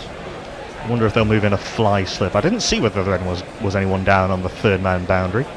As it's under the shadow of the football stand, as Cummins is in from the Kirkstall lane, and that is absolutely drilled by Ben Stokes. One of the best timed shots for none you can ever hope to see on the bounce to James Pattinson at shortish, wideish, mid-on, and there is no run. Yeah, we were talking about this in agreement, weren't we, Knuckle, that sooner or later, that if England stay out there, Australia will have to change their tactics and start defending the boundary a bit more. Well, they can't keep 4 slips in if the target slips under sort of 150, 140 for too long. 169 more needed at the moment. Things should theoretically become easier as the field moves out, although in theory actually there's more runs to be had while the field is up.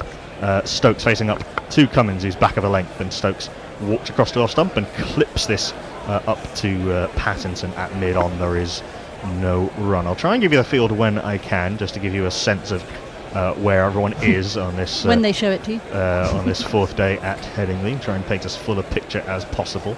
Ben Stokes is doing some gardening. Pat Cummins wiping away sweat with the collar. I think he's earned that sweat, to be fair. We have 3 slips in a gully, a backward point who's almost at gully, he's quite fine. We have a mid-off, a mid-on, a man back sort of 10 yards in off the boundary at forward square leg, and a man back at long leg.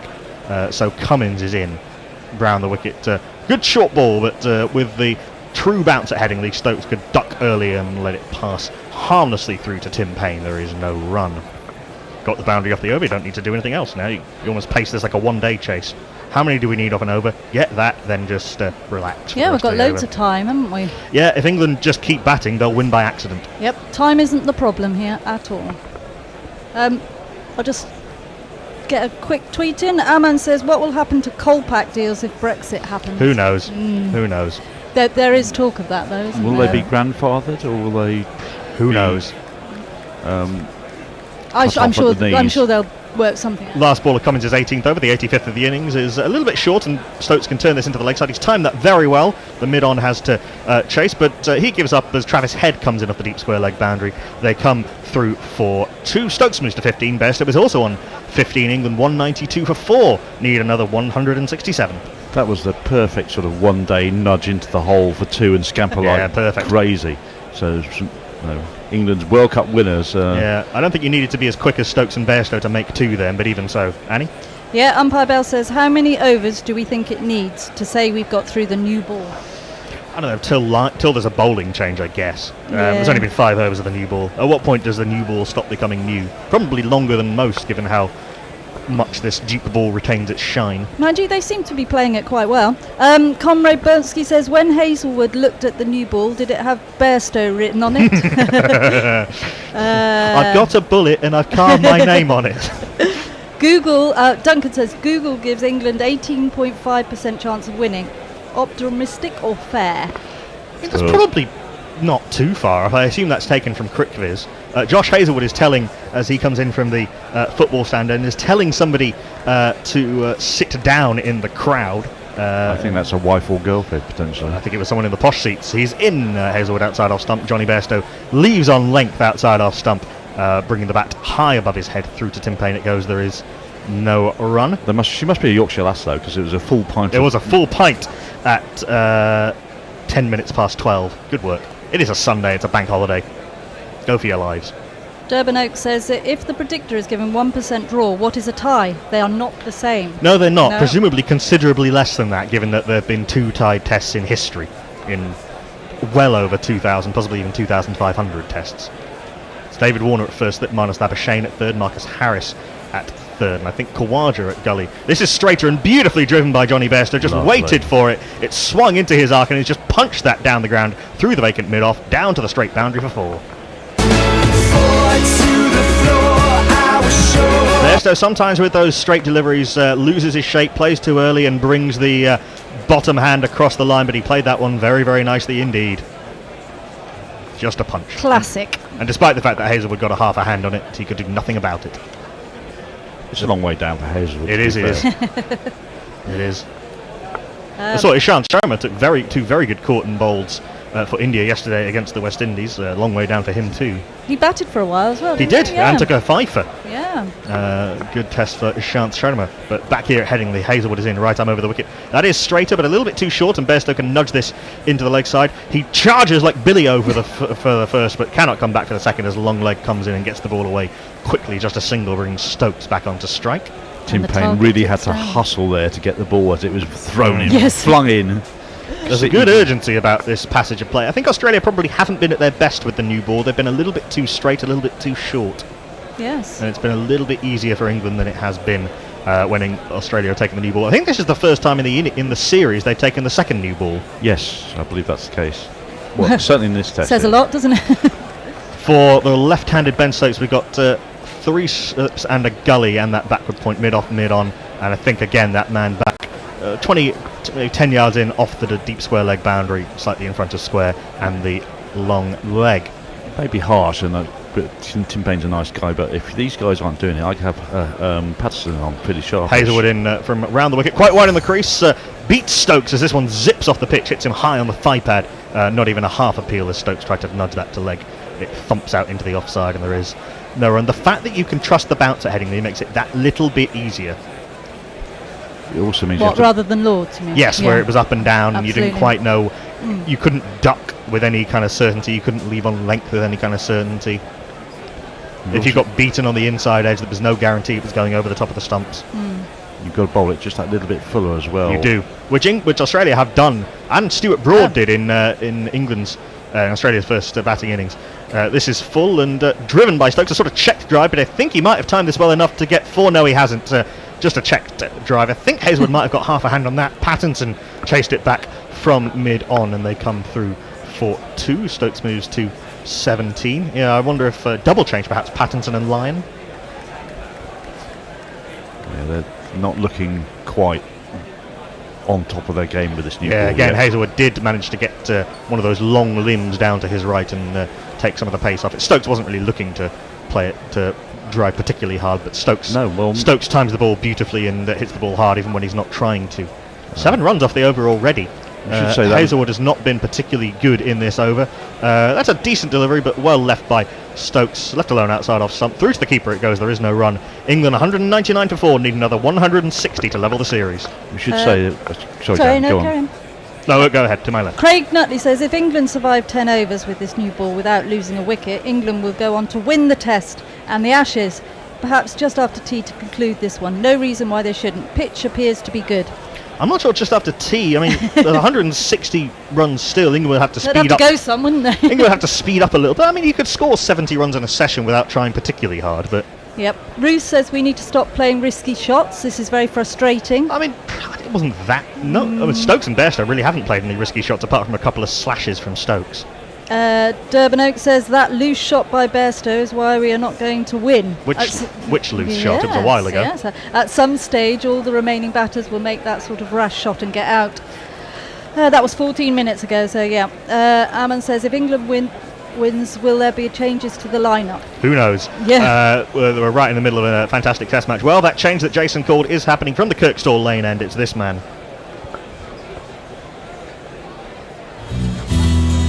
Jamesley Pattinson, he's on the mend. After back treatment, no wickets in the innings yet for Big Jimmy. This is full outside off stump and swinging. Bairstow drives and aerially it goes through the vacant point. They put the deep point back, so that slight move towards restriction has already started happening, and Bairstow was the beneficiary of that to the tune of 2 runs. once more unimpaired. That brings up England's 200, which brings a resounding, relieved round of applause from Headingley. England 201 for 4. Need a further, what is that, 150? 160. 158. Target's 359. I was trying to work it out myself. Martin Lawrence says, are England fans started to think they can win, or are you still thinking you're doomed? Some are. The test is very neatly poised indeed. Pattinson is in over the wicket. That's a horrible delivery, short and wide outside off stump. Could have been a one-day wide, but left alone by Bairstow. And in a test match, not given a wide receiver. England have been scoring almost 6 and over for the last 7 overs or so. It's been very impressive hustle from Bairstow and Stokes, and almost risk-free with a few dishonourable exceptions. Not quite one of them, but they've scored 41 of the last 50 balls, which is 4.92 an over. The few loose shots haven't been anywhere near fielders. I think Bairstow had recognised that the point had come out. It would have been through cover point in any case. Pattinson rather in outside off stump. A little bit of swing, but too wide for Bairstow to do anything with. To bother doing anything with, and Payne takes slightly moving forward again. Maybe the odd one is just keeping a little bit low, or not coming through as much as it has been. Nathan Lyon, who is out on the deep point boundary, is doing some warming up. Yeah, he scooped that off the ground and then looked at his hand to say, did I just wrap one on the end of my hand there? Lyon will be brought on to bring that wicket. Yeah, he is currently fielding at deep point in front of the hospitality boxes in the east stand. Bairstow facing up, bat aloft, a couple of bat taps, 3 bat taps in fact, lifts the bat, waggles it a bit as Pattinson comes in, 4th ball of the over. It's 2 leg sidey, I think a leg by as it comes off the thigh pad down to the very fine leg boundary for 4. 1, 2, 3, 4. Pattinson overcorrecting after those couple that were wide outside off stump, and the leg by ensues. Nothing Tim Payne could have done about that. Let's see if it did come off the thigh pad. It did. Bairstow didn't really go through with a shot, and essentially just a little deflection off the thigh pad takes it past Tim Payne. It did jag in quite nicely as well. Yeah, but it started too straight. And that target's ticking down. Yeah, England are doing what they need to do, just nibbling and nibbling at the target. They now need just another 154 to win. 5th ball of the over, Bairstow staring intently at the spot where he expects the ball to bounce. couple of blinks as Pattinson comes in bowling a little bit closer to the stumps this time, and this is a better length but too short outside off stump, and Bairstow can easily flick into the leg side. Travis Head comes in from mid-wicket to field. There is no run. Pattinson looks like he's already done a lot of work. He does, doesn't he? And we do seem to be playing the new ball quite well. Yes, I mean, Australia haven't bowled that well. There isn't quite as much movement. We've seen that there's about half as much swing and seam as there was on days 1 and 2. Yeah, because that was a real feature. Yes, it was with from both teams, particularly the seam movement, which was consistent even in bright sunny conditions. In comes Pattinson, last ball of the first over of his spell today. That will that started wide and just swung further and further away. David Warner couldn't do anything with it at first. If it's gone through his legs, surely that's going to be 5 wides. You'd say so. Labuschagne tried to chase it back from second slip, but in vain. I'm calling it. I mean, that passed outside the tram line and then just went further and further and further, and the only thing way outside the reach of Tim Payne. Nutmeg David Warner in the third bounce, and Labuschagne was nowhere near it with his despairing dive. Let's have a look. Yes, 5 wides given. I would say that's the only thing David Warner's dropped all game. That butterfingers, isn't he? Yeah. The target now under 150. England need 149. And the 50 partnership up between these two with those 5 wides off 58 balls. Bairstow a little by a small chalk. There's an awful lot of extras in that. The dominant partner. Yes, indeed. Pattinson in for what should now be the last ball of the over. Is back of a length and straight, and Bairstow works this nicely behind square. They'll come through for an easy 2 down to the man on the long leg boundary. So a very expensive over. 1, 2, 6, 11, 13 off the over for England. For England. 212 for 4. Need just another 147 to level the series. I was going to say that if there's one person who probably knows the dimensions of Headingley better than anybody else, it probably is Johnny Bairstow. Yes, indeed. Yes, absolutely. He averages more at Headingley than any other ground where he's played more than one test before the start of this test match. And thank goodness for that. Right, I've got a tweet from James Humberson. Says, plenty of us listening in Australia to avoid Shane Warne on commentary and the Ocker-numpties in the studio. I agree. I find Shane Warne rather irritating to listen to. Marcus Fish says, live in NJ USA and used to New Jersey, yeah, and used to waking up with all lost. Only 1 down is a bonus. Yep. Andrew Rollison says, the thing to remember about all this talk about the field coming in or out is that the whole thing can all be technically finished in just 1 over. We're doomed. I mean, England would have to go some to score 147 in 1 over. They really would, wouldn't they? And 6 wickets on an over has never been done in the history of Test cricket. I think international cricket, in fact. And has it been done in many other forms? It must have been done at club cricket at some point.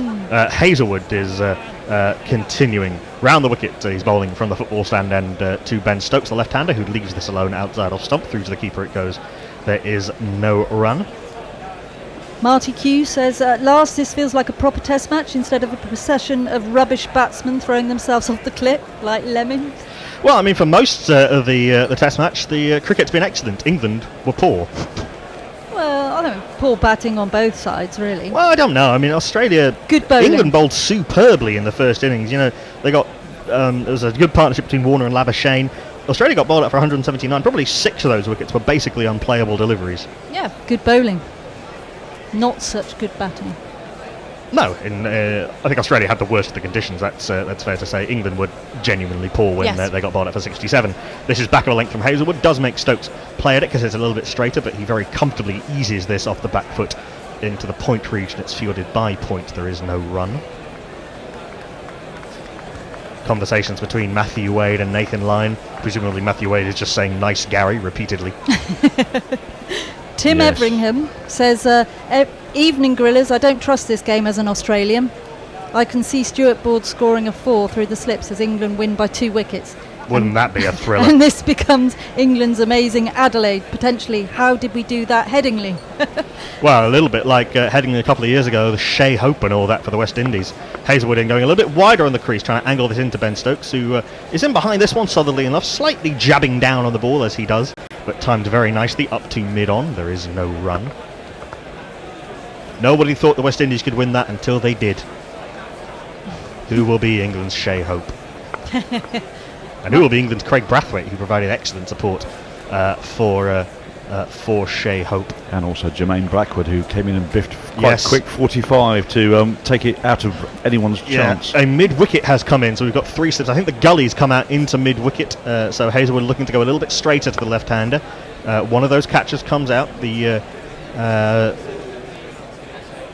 urge towards restriction has started to happen. Stokes caught a little bit by that one as it kept a tad low, but he managed to jab the bat down on it well enough, took a hand off the bat and got a single down to long leg. He moves to 18, 213 for 4. Martin Lawrence says, according to ESPN Cricinfo, this is test match number 2,357. Yeah, so 2 ties in all of that time, I think, plus 1 more draw with scores level, and you see the percentages are astronomical. Yeah. For the right-handed Johnny Bairstow, we have 3 slips, a backward point, a cover, a mid-off, a mid-on, a mid-wicket, and 1, 2, 3, 4, 5, 6, 7, and probably 2 men back on the leg side at deep square leg and long leg. Can't see whether deep square leg is quite on the ring or not. 2 balls left of Hazelwood's over. He's in right arm over the wicket to Johnny Bairstow. Full outside off stump, trying to tempt Bairstow to drive. He leaves in punting style, bringing the bat way above the head. Through to the keeper it goes. There is no run. Yeah, gets good stride in and then just watches it as it's bounces past. A confident bit of play. A confident leave. A confident leave indeed. We saw Jofra Archer getting out to the up periscope leave in the first innings, trying to duck, leaving the bat hanging above his head, and it went off that bat through to Tim Payne.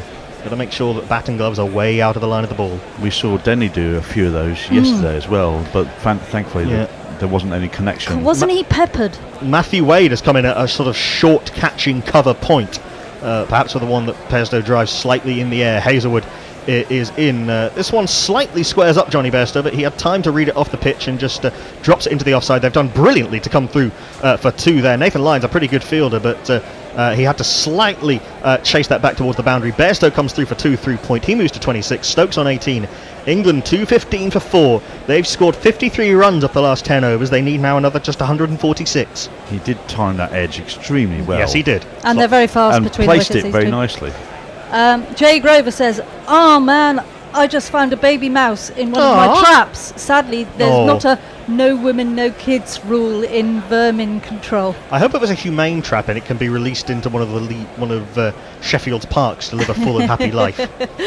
I had to negotiate. Well, I was at my girlfriend's this morning after dropping off the last of my stuff and had to negotiate with the spider to get it out of the sink. The spider was a very amenable negotiating partner. Lee says, I was just a bit distracted fixing food, and when I come back into the Cricinfo timeline, looks like an ODI. Holy shit. Yeah, but England really haven't taken any risk. There's been sort of a couple of half risky shots, but again, probably 20 yards from the nearest fielder in each case. Pattinson's going to continue from the Kirkstall lane end. He's presumably going to stay around the wicket to the left-hander Ben Stokes. No, over the wicket. Angling it across Ben Stokes, and that's a good delivery, which draws a false stroke from Ben Stokes, his first in a little while. Stokes played somewhat inside the line as it jagged away from him. Through to Tim Payne it goes. There is no run. Lovely seam position from Patterson. A little hint of seam movement across the left-hander, but missed the edge by a fair distance in the end. Looking to try and get him out the same way as he got out.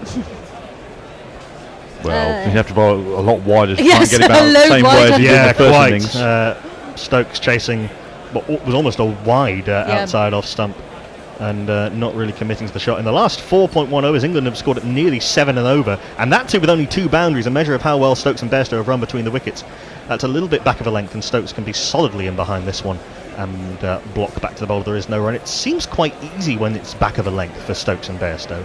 There's plenty of time to read it off the pitch and adjust, even if the ball does move. Maybe this pitch isn't quite as quick as people think. I think it's flattened a little bit. It's got an even pace, but I don't think it's quick pace. Yeah, it's flattened a little bit. The sun has been baking down in it for the last couple of days. Headingley is a good pitch when the sun's out. It always has been. It's a pitch where you can score quickly. It's interesting what they put up there about Australia's seam as being a bit erratic. I mean, yes, that's slightly, that's to right and left-hander, so it doesn't quite give you a full picture. But yes, Australia haven't kept a consistent line with the new ball. 3 slips, backward point, cover, mid-off, mid-on, who's up quite close to the bat and flight wide, and 2 men back on the leg side. Left alone outside off stump by Ben Stokes. Payne fumbles as it goes low through to him. There is no run. Pat Cummins is warming up in very elaborate style. We very rarely see bowlers actually bowling through their action running up. I wonder if Cummins is going to replace Hazelwood, who has bowled unchanged since the new ball. Yeah, they both look a bit hot and tired, actually. It's a warmish day. Not warm, not hot by Australian standards, but warm, certainly. Rod Gullickson says, can't decide if I want Australia to win and get this over with, or hope England wins and keep the series alive. Can't believe how pessimistic all you Poms are, though. Back of a length and cut nicely by Ben Stokes. He didn't quite time that, in truth, off the bottom part of the bat, but it's practice wickets most of the way to the cover to the point boundary, and that's where it ended up. 4 runs. There's not one boy for me. I must have 2 or 3. I need 4. It just nestled nicely in front of into the sponge in front of the Western Terrace, who no doubt gave a resounding cheer and some not particularly well thought through words to the fielder who had to retrieve that. That was more the broadsword than the rapier, that one. Yeah, it was a bit of a bludgeon, but a well-timed bludgeon. Stokes into the 20s on 22. Are you guys pessimistic Poms? I'm neither. No. As far as cricket is concerned, no. I'm not a pessimistic Pom. This is 2-leg sidey. Stokes a beneficiary of Pattinson overcorrecting, and just an easy nudge down to, I think that's Lyon on the square leg boundary. They come through for a single. Stokes moves to 23 off 99 balls. A fine effort it's been from Ben Stokes, who scored 2 off, I think, his first 56 deliveries. Yeah. I would say, I think Lyon will be on for Patterson fairly shortly. Yes. Because he's been all over the place. He's been a bit profligate. Yeah, hasn't settled into a line to right all left-hander. England 220 for 4. Need just another 139 with 6 wickets remaining to level the series. Marcus Fish says, what's Boycott going to say if we win? He was I don't scathing, care. even more than usual. I don't care. Oh, he is such a positive force, isn't he? Last ball of Pattinson's 19th over the 89th of the innings is 2 wide and left alone easily by Johnny Bairstow. Through to the keeper there is no run. England 220 for 4. They've done very well against the new ball. They've scored 59 off the last 9 overs. That takes into account the 9 with the new ball and the 1 just before that. They're 220 for 4, need another 139. We should have a change just about now. Hendo should be coming in with a couple of other people. And I've got Sam Griffiths saying, listening on the commute home from Abu Dhabi to Dubai, just imagine how sunburnt Bairstow and Stokes will be if they bat all day. Burnt orange. Yes. Martin Lawrence says, if this partnership scores another 50, I think England become favourites to win. And looks like I'm being replaced. You are. Your job is done. Your work here is done, Annie. That's the last we'll hear of you, isn't it? Because you're going back to that area in the southwest. I am. Oh. I'm off shortly. We'll see you again for the final test, though, won't we? We will. We will. Excellent stuff. Mash will move into the Jingles chair, and big, tall, bony Steve Jones will come in beside me on the tweets. It's 220 for 4. I've only been watching this out of one eye in the green room. Now I've got to put my full focus on it, remembering that I'm the only wicket taker this morning in commentary. Oh, now that's gone in the air. It's been pulled brilliantly, though, by Stokes. Got hold of that incredibly well. It's gone to dip backward square for 6 runs. What a way to start a commentary session. I believe in miracles. Since you came to bat, you sexy thing, you sexy thing, you. I believe in miracles. Since you came out to bat, you sexy thing. Bodily, he didn't quite seem to be in position to play that, but seemed a bit cramped for room, but the hands were perfect and he timed it beautifully and he placed it well. Cummins in again, back of a length, defended this time very watchfully by Stokes as the ball goes towards mid-wicket. 226 for 4. Stokes 29, Bairstow 26. Any tweets? Yeah, Leah says no one is going to become England's Shea Hope as none of them made a century in the first innings. Very good point. Very good point. Well, you can say that at least Denley made 2 12s in this. in this test. He went on to make 50 ultimately, of course, in this innings. The target now is 133. 133 with 6 wickets in hand. Getting within grasp. Cummins is roaring in, and onto the back foot goes Stokes, taking what I thought was a slightly risky single. He played it square. It meant that the man from third slip had to peel away from his colleagues to field, and it was well spotted by Stokes. And England moved to 227 for 4. Hayden Cudmore suggests that they'd win by accident if they tried to bat out 175 overs to score 100. I kind of like that idea. Yeah. We'd be in here tomorrow as well. Well, I would have to say that it looks like there will be a result today based on the number of runs that have been scored so far. And the popping crease says if this partnership make another 50, I think England become favourites to win. I think we generally agree with that. I don't necessarily. I'll tell you why. As I just think the England can come at any time, and the Australians never know when they're beaten.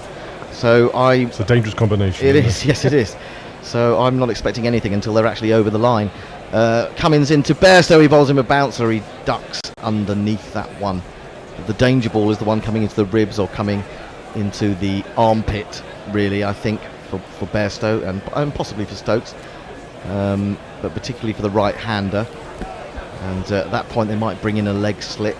He's just trying to fend it off. They do have plans at times, Australia, and Australia can go quiet for a while, and then suddenly someone produces something special, and it's then like they all pile in. Yeah, very good at it, aren't they? They are. Lyon is warming up again on the boundary, so we may see a bit of him shortly. We're 10 overs into the new ball. Cummins in, bowls, hits Bairstow high up on the pad. Cummins is appealing, a very hopeful appeal. It was too high, it was probably going down the leg side. He didn't get much support from his colleagues. How are you feeling as a neutral? As a neutral, yes, Smash. I think England are favourites. Really? If England lost it from here, they've thrown the game away. It's not going to be down to brilliant bowling. But we have seen England throw so many good positions away. It's just a case of whether they can believe that they can do it as much as anything. 130 with 6 wickets remaining should be a stroll. It should be. For any good side, that's a stroll from here. You're right. On a good which pitch. makes it even more nerve-wracking. Cummins in, bowls, and Bairstow leaves, and Tim Payne can't stop that one as it bounces a second time before getting to him. They've gone through for one bye. They're going to come back for the second. I hope not. They're not. Nathan Lyon was around quite quickly.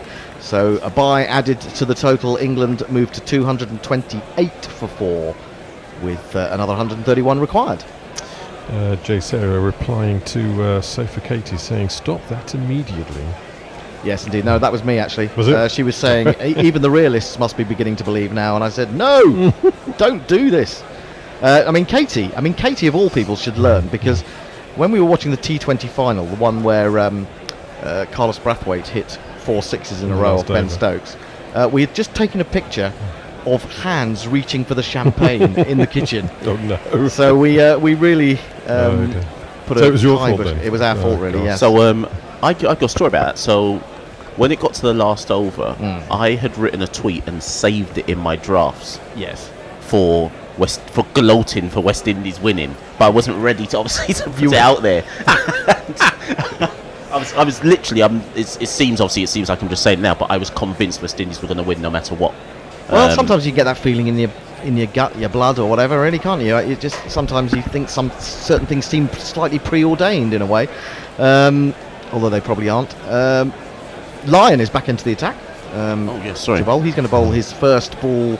I think this is the crucial spell now. Relatively new ball, yeah. He's Lyon. He's got a slip and a forward short leg, and he bowls to Bairstow, who gets a big stride in and plants the ball out to extra cover. I don't want to be reaching too much for that in case it turns through the gap. Bairstow is inclined to leave a gap between bat and pad. He's batted well so far, though. He's on 26 from 41 balls. He's given this England innings a bit of impetus. It was very pedestrian this morning. That may have contributed to Root's dismissal. This is a lovely sweep from Bairstow, paddled, but well fielded by Cummins down there at long leg, who puts in the dive. Could have got away from him. They could have got it back for a second, but it is just a single. 229 for 4.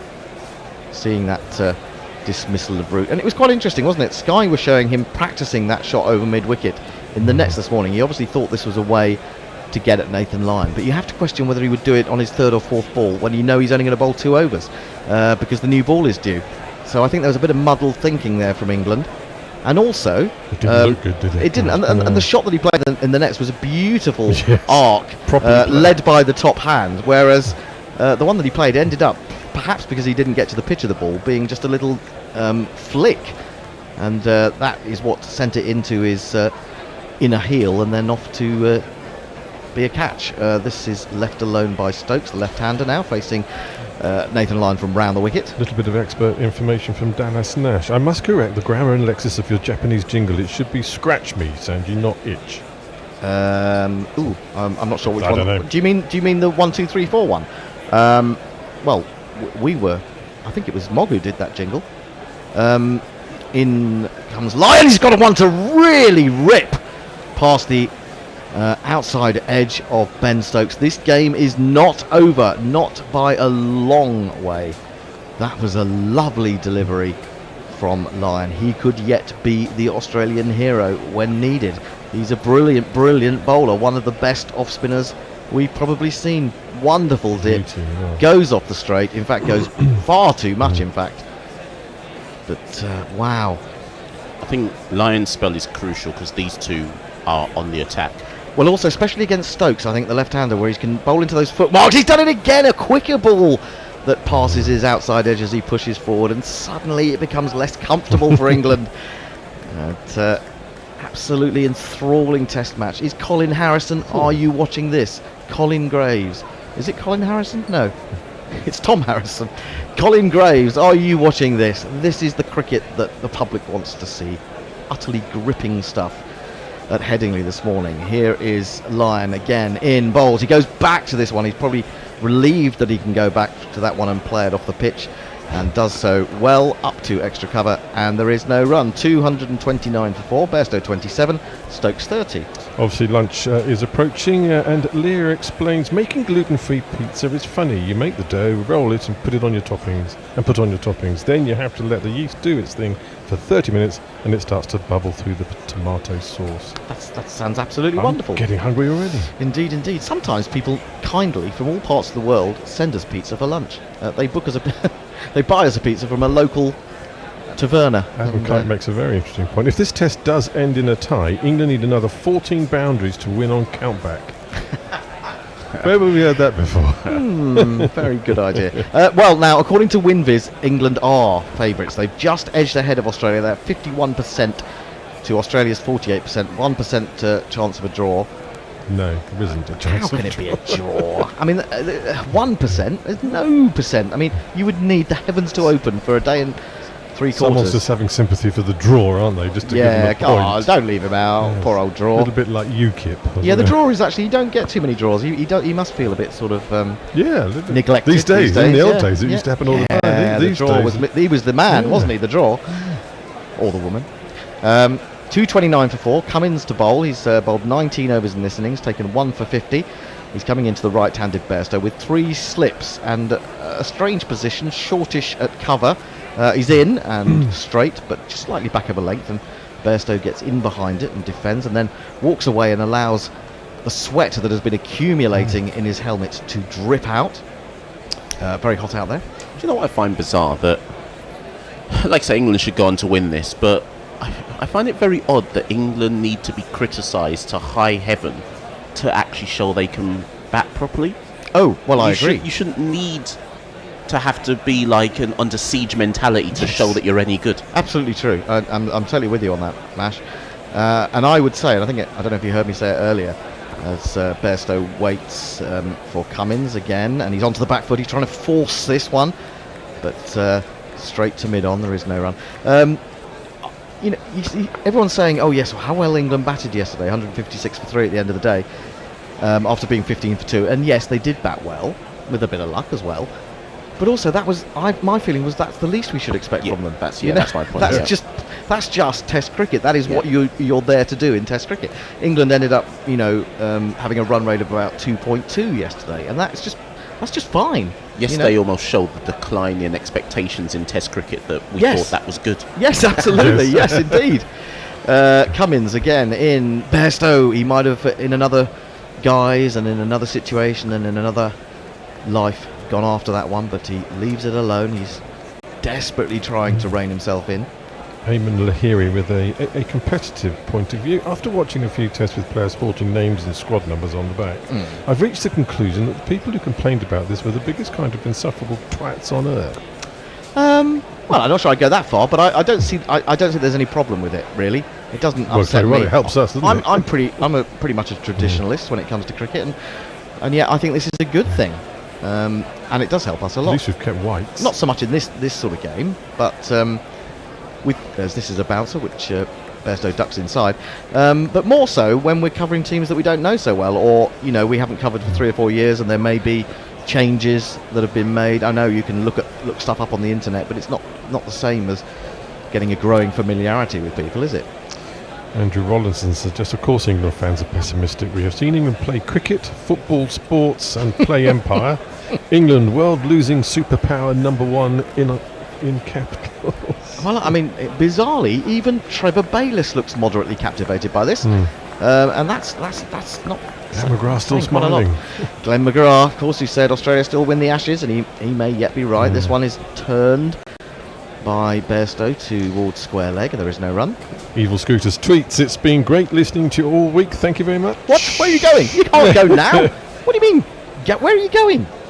I mean, I know it's Australia. I suppose it's quite late, and it'll be Monday tomorrow. But it's a bank holiday here. Is it not a bank holiday in Australia? Probably not. I think actually, if England win this, we should not only have the bank holiday, we should have an extra day off on Tuesday. I think Open top bus parade and all top sorts. bus parade, absolutely.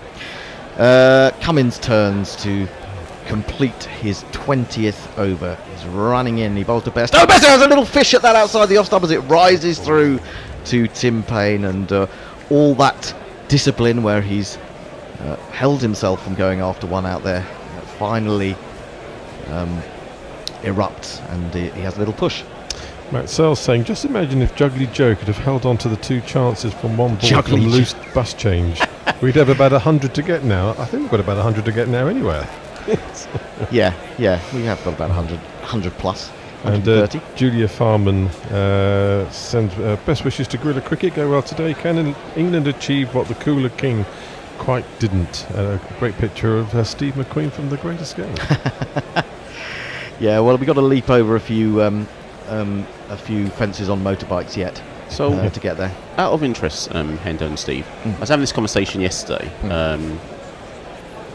Is it worth England exploring just going down this route of having to test specialists in their team and not having everyone play everything? Interesting one. Forward comes Stokes and just plays this along the ground to the man at short leg. I don't think you can in this day and age, to be honest. Well, I think that's what. So does the test team really need to have Butler, Stokes, and Bairstow? Is it not possible to say, you know what, at least 1 or 2 of you are limited over specialists. Let's look for an actual county cricketer.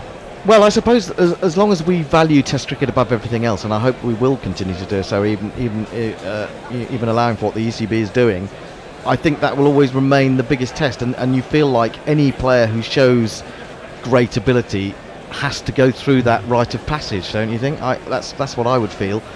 I mean, there may be a case for not. I think there's certainly a case for not playing T20s. Some of the players who maybe play Tests and ODIs, and that does happen from time to time. Stokes waits as he's in, and he's beaten him again. He's getting turned and he's getting bounced from an area that isn't really peppered with footmarks. At the moment, it's just doing a little bit too much for him. He's bowling too well, if that makes sense. And he's ripping them at the moment. He really is. I mean, it's a scary moment for England before lunch. No scuff marks there either. No, not at all. I'd put another fielder in and around Stokes just to play mind games with him. Yeah, no, I think that's a very good idea. You know, if you put a guy on the offside, he then becomes a little bit more reticent to get really far forward for the risk of getting a little back pad. But at the moment we're having a bit of a delay. There's some problem again behind the bowler's arm. Do you want to tweet? Yes, please. Evil Scootus. It's going to be interesting to see how the Aussies spin this defeat. It's confidence. You could argue this was almost a freebie for the Aussies. Sol Smith, but having been so far ahead in this game, losing is bound to leave a mark, especially as only 2 bats have averaged 35 plus. Well, that's a very good point, actually, because I think that England fans, with what happened to Steve Smith, and no one wants what happened to Steve Smith to happen to a man who's so dominant, or anyone, in fact. But I came into this game really thinking England were strong favourites to level the Ashes, and then after that first innings performance, having bowled them out for 179. Bowled so well on the first day. Yeah, Lyon in again, bowls another good one, just a little bit short, which allows Stokes to go back and play a funny little shot, really, with a little bit of bottom hand into the defence to maybe try and flick it down into the ground as quickly as possible. Lyon again in to Stokes, and he goes back to this one, clips it off his pads. We'll have to be content with a single to deep square leg, 230 for 4. Should be fun to see how Bairstow goes with Lyon. Yep, I just don't want to see him stretching too much for the drive, really. If he pushes it outside off stump, throws it right up, you can see that Johnny's eyes will light up. We sympathise with you, Jonah. He's been told by the missus to stop listening to that silly cricket. But I can't. Give me hope, gorillas. Hang in there, Jonah. We're with you. Well, we just had the Bear. The Bear was not due to be in today, but he came in to get us on air, and he's gone home, and he's going to have to do family things. And I said to him, as this is swept by Bairstow, and looks like it's been swept really well. He's found the gap between long leg and deep backward square, and he's picked up 4 valuable runs. It is going great guns. I hit the ball. 4 runs. I hit the ball, and it went for 4 runs. So I said to him, "Are you going to try and watch this when you get home?" And he said, "Well, then his wife would just say to him, you know, you're supposed to be having a day off from the cricket."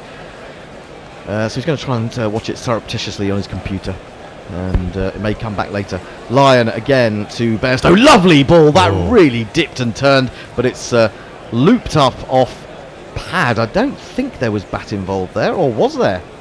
I thought there was. Yes, I think there may be, but it looped away from the man at short leg and behind square, and it is another run. He goes to 32. England 235 for 4. I don't know whether this works with your wife's chaps, but I find that if I want to get her attention, all I have to do is sit down and get comfortable. Ah, right, okay. That was a lovely ball. The dip on that was phenomenal. He didn't. Wilson didn't signal. He didn't signal anything, did he? Jolly Darko, surely England can win this game and go on to clinch the Ashes. Come on! Exclamation mark. Well, they're just having a those standard response. Yes, indeed. They're having a little bit of a rub down. I don't really know why they need it, because it's only 10 minutes or so to lunch. But the towels have been brought out, and they're just they're trying to stop it drying out a little bit. Keep it to 2 overs, not 3. Yeah, 235 for 4 is the score. Root out for 77. The wicket to fall this morning. England need 124 more runs to win. I know. This is getting squeaky now, isn't it? Exactly. Cummins in to Bairstow. Bairstow in behind a good length ball outside the off stump, and there is no run. I sort of expected to come here and find that we'd lost 3-4 wickets in the first hour. Absolutely. And really, it was just a question of getting through the day and finishing off and letting the Aussies win it. But hey. Well, I mean, I just hope England. I mean, this is great stuff now. There's a desperation from me for England to win this. 1, to keep the series alive, absolutely, and 2, to engage the public. If England lose this and the Ashes is gone, then football just has total supremacy. But the longer we can keep this on the back pages and even the front pages of England, the better. In comes Cummins, bowls a short one, and he ducks underneath. It didn't rise that high, but Bairstow with his collar turned up against the sun, got well inside that one, and just goes for a little bit of a wander to square leg, taps his bat outside his off stump. So Hendo, you didn't actually technically answer my question. I didn't, because does that mean then that you think Bairstow, I'm looking at Stokes is a no-brainer, does that mean you think Bairstow and Buttler should always be picked in the test squad. You're asking because you think we need someone I just think more, I think more part solid. Of the, I just think part of the problem is they're better limited overs players than they are test players. So go about finding a county cricketer that can play, that has a test mentality. Yes, I mean, certainly. Well, this is left alone. It just shapes a little bit away from Johnny Bairstow. Well, I think Ben Foakes should be in the team for a start. He's a very solid player. He looks like the kind of player that always understands the team situation. So I would definitely. So would that be a swap for Bairstow? I don't know. I suppose you look at who's in form, and I guess you may consider it. You're overindulging the stroke players if you have Bairstow and Butler in the side all the time. But if you bring him in for Butler, then you have to drop Bairstow from the gloves, don't you? Yes, you do. You do, and then his average goes down seemingly. It goes onto the back foot to this one, quite a full delivery nonetheless, and plays then it he goes back to mid-on and sulks. Yeah, I mean, this is the thing. None of us quite know about the personality quirks of Johnny Bairstow and how various things affect him, and if you need to be very supportive to him to get the best out of him, then I suppose that's the way the management handles him. But it actually seems to us that when he's not handled well, he comes out and plays better. It's almost as if when he gets angry, he gets better. So it's a bit of an odd one. In comes Cummins, bowls he on the back foot again, showing the full face of the bat to Pat Cummins. The ball runs up to mid on. Playing for lunch. Yeah, but coming back to the question and trying not to avoid it. You have to go into the county championship and outline those players that you think are purely red ball players. There aren't that many, I don't think, that are only red ball players. And there's an argument that Hamid, who's just been released by Lancashire, that his technique has been spoiled a little bit by actually forcing him into one-day cricket. I don't know whether the facts really back that up. I haven't seen enough of him over the last year or so, only those games that he played in India. But he certainly, as this is left alone outside the off stump again, he certainly was one of those that you wouldn't even be thinking of as a one-day player, or shouldn't really be thinking of as a one-day player. He did look like the pure old-style opener. So, and so sorry, it's 2-3-5 for 4 at the end of that over. But to give you an example, so Craig Rathwaite, who opens for the West Indies, doesn't play any other format. He's just a Test cricketer, and his opening average is 35. Now, the West Indies obviously are an atrocious Test side, but he'd make the England Test opening side, and not many West Indians can.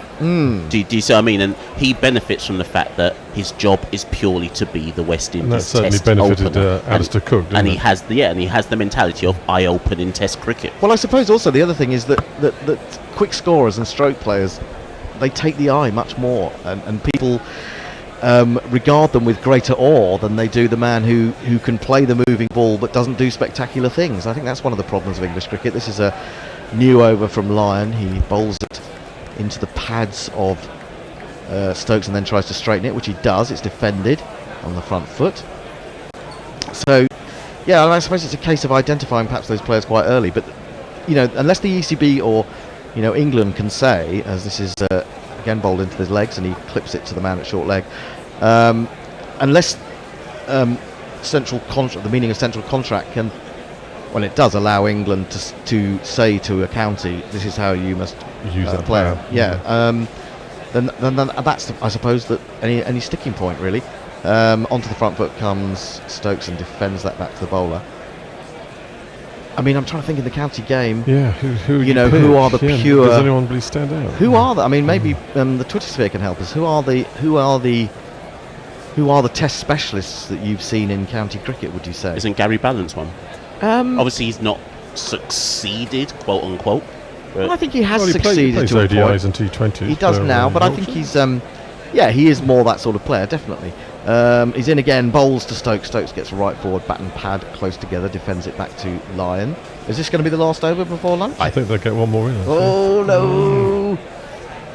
No, they might get one more in, yeah. Well, Stokes is taking a little bit of a wander to square leg in the hope that maybe he can use up a bit of time. In comes Lyon again. Bowlsy goes back to this one and drops it down. Maybe if Lyon knocks his helmet off with a bumper. Yes. He just finds some sort of. Can he just claim that a fragment of the grill has gone into his eye? That would be quite helpful. I've been given a note, which I'll bring you details of shortly. They're just showing the clock. It's definitely not going to hit the hour. So. All the short legs come across to Silly Point, interesting, and then D's forward and plays it into the ground and then into the breadbasket of Labuschagne, who's in that position. Now this, very dangerous to start this tour of talk. Oh God. Knuckle has told me that this would be the third lowest first innings to win a test. Third, not counting when England declared after one ball in the Hansi Cronje leather jacket game. And the details we have of this are the previous two, which were lower scores in the first innings. England 45 all out for Australia at the SCG in January 1887. And Australia, I think that's 63 all out versus England at the Oval in August 1882, the test that launched the Ashes. So, now would that be karma for all those years? The very game that gave rise to the Ashes, Australia won after being 63 all out in the first innings. That surely has to be. Well, they say karma can take a while to work its way out. Well, it could be taking 147 years. Anyway, change of bowling. Labuschagne is going to get a 12. Something has gone wrong. Take a toke of mellow smoke, guzzle something strong. Hopefully by now you cannot feel much pain. Well, here he is, the part-time leg spinner, coming in to bowl to Johnny Bairstow. It's short, he goes back and eases that to a deep set backward point, takes a very easy single. He moves to 33, England 236 for 4. We've had a response from Jay Grover. It's a scratch-itch joke, you muppet. Oh right, I'm sorry for being a muppet. I can't help it. I can't remember everything that's said on this programme. And, these things sometimes, when you're thinking ahead of what to say next, ball by ball, you have to create some room in your skull. And other things about itches have to go. And Matt Searle, odds on Australia winning the series 4-0, drifting again, now 17-2. So, well, the bookies know a thing or two, don't they? So I'm glad to hear that. Labuschagne's going to come round the wicket to Stokes, a slip and a forward short leg. He's in, bowls a really nice loopy delivery, which is eased up to mid-on by Stokes. There is no run. Yep, Trevor Bayliss is definitely slightly anxious. And I've never seen him anxious. Labuschagne in again. Oh, now that might have been the googly, I think. There was a change of action there. But it seemed to arrive into Stokes' pads high up without actually going the other way. So perhaps not, just a variation on the leg break. So in again. Bowls. And flicked away. Hitting the man at short leg, but then rebounding away and allowing Stokes to go through for one. A jogged one. A jogged one. There's a rare thing. 237 for 4. Jay Grover. Mash is wise. If I spent 2 years sending copy in ungrammatical mirror writing, I doubt I'd be praised when I manage coherent English. No.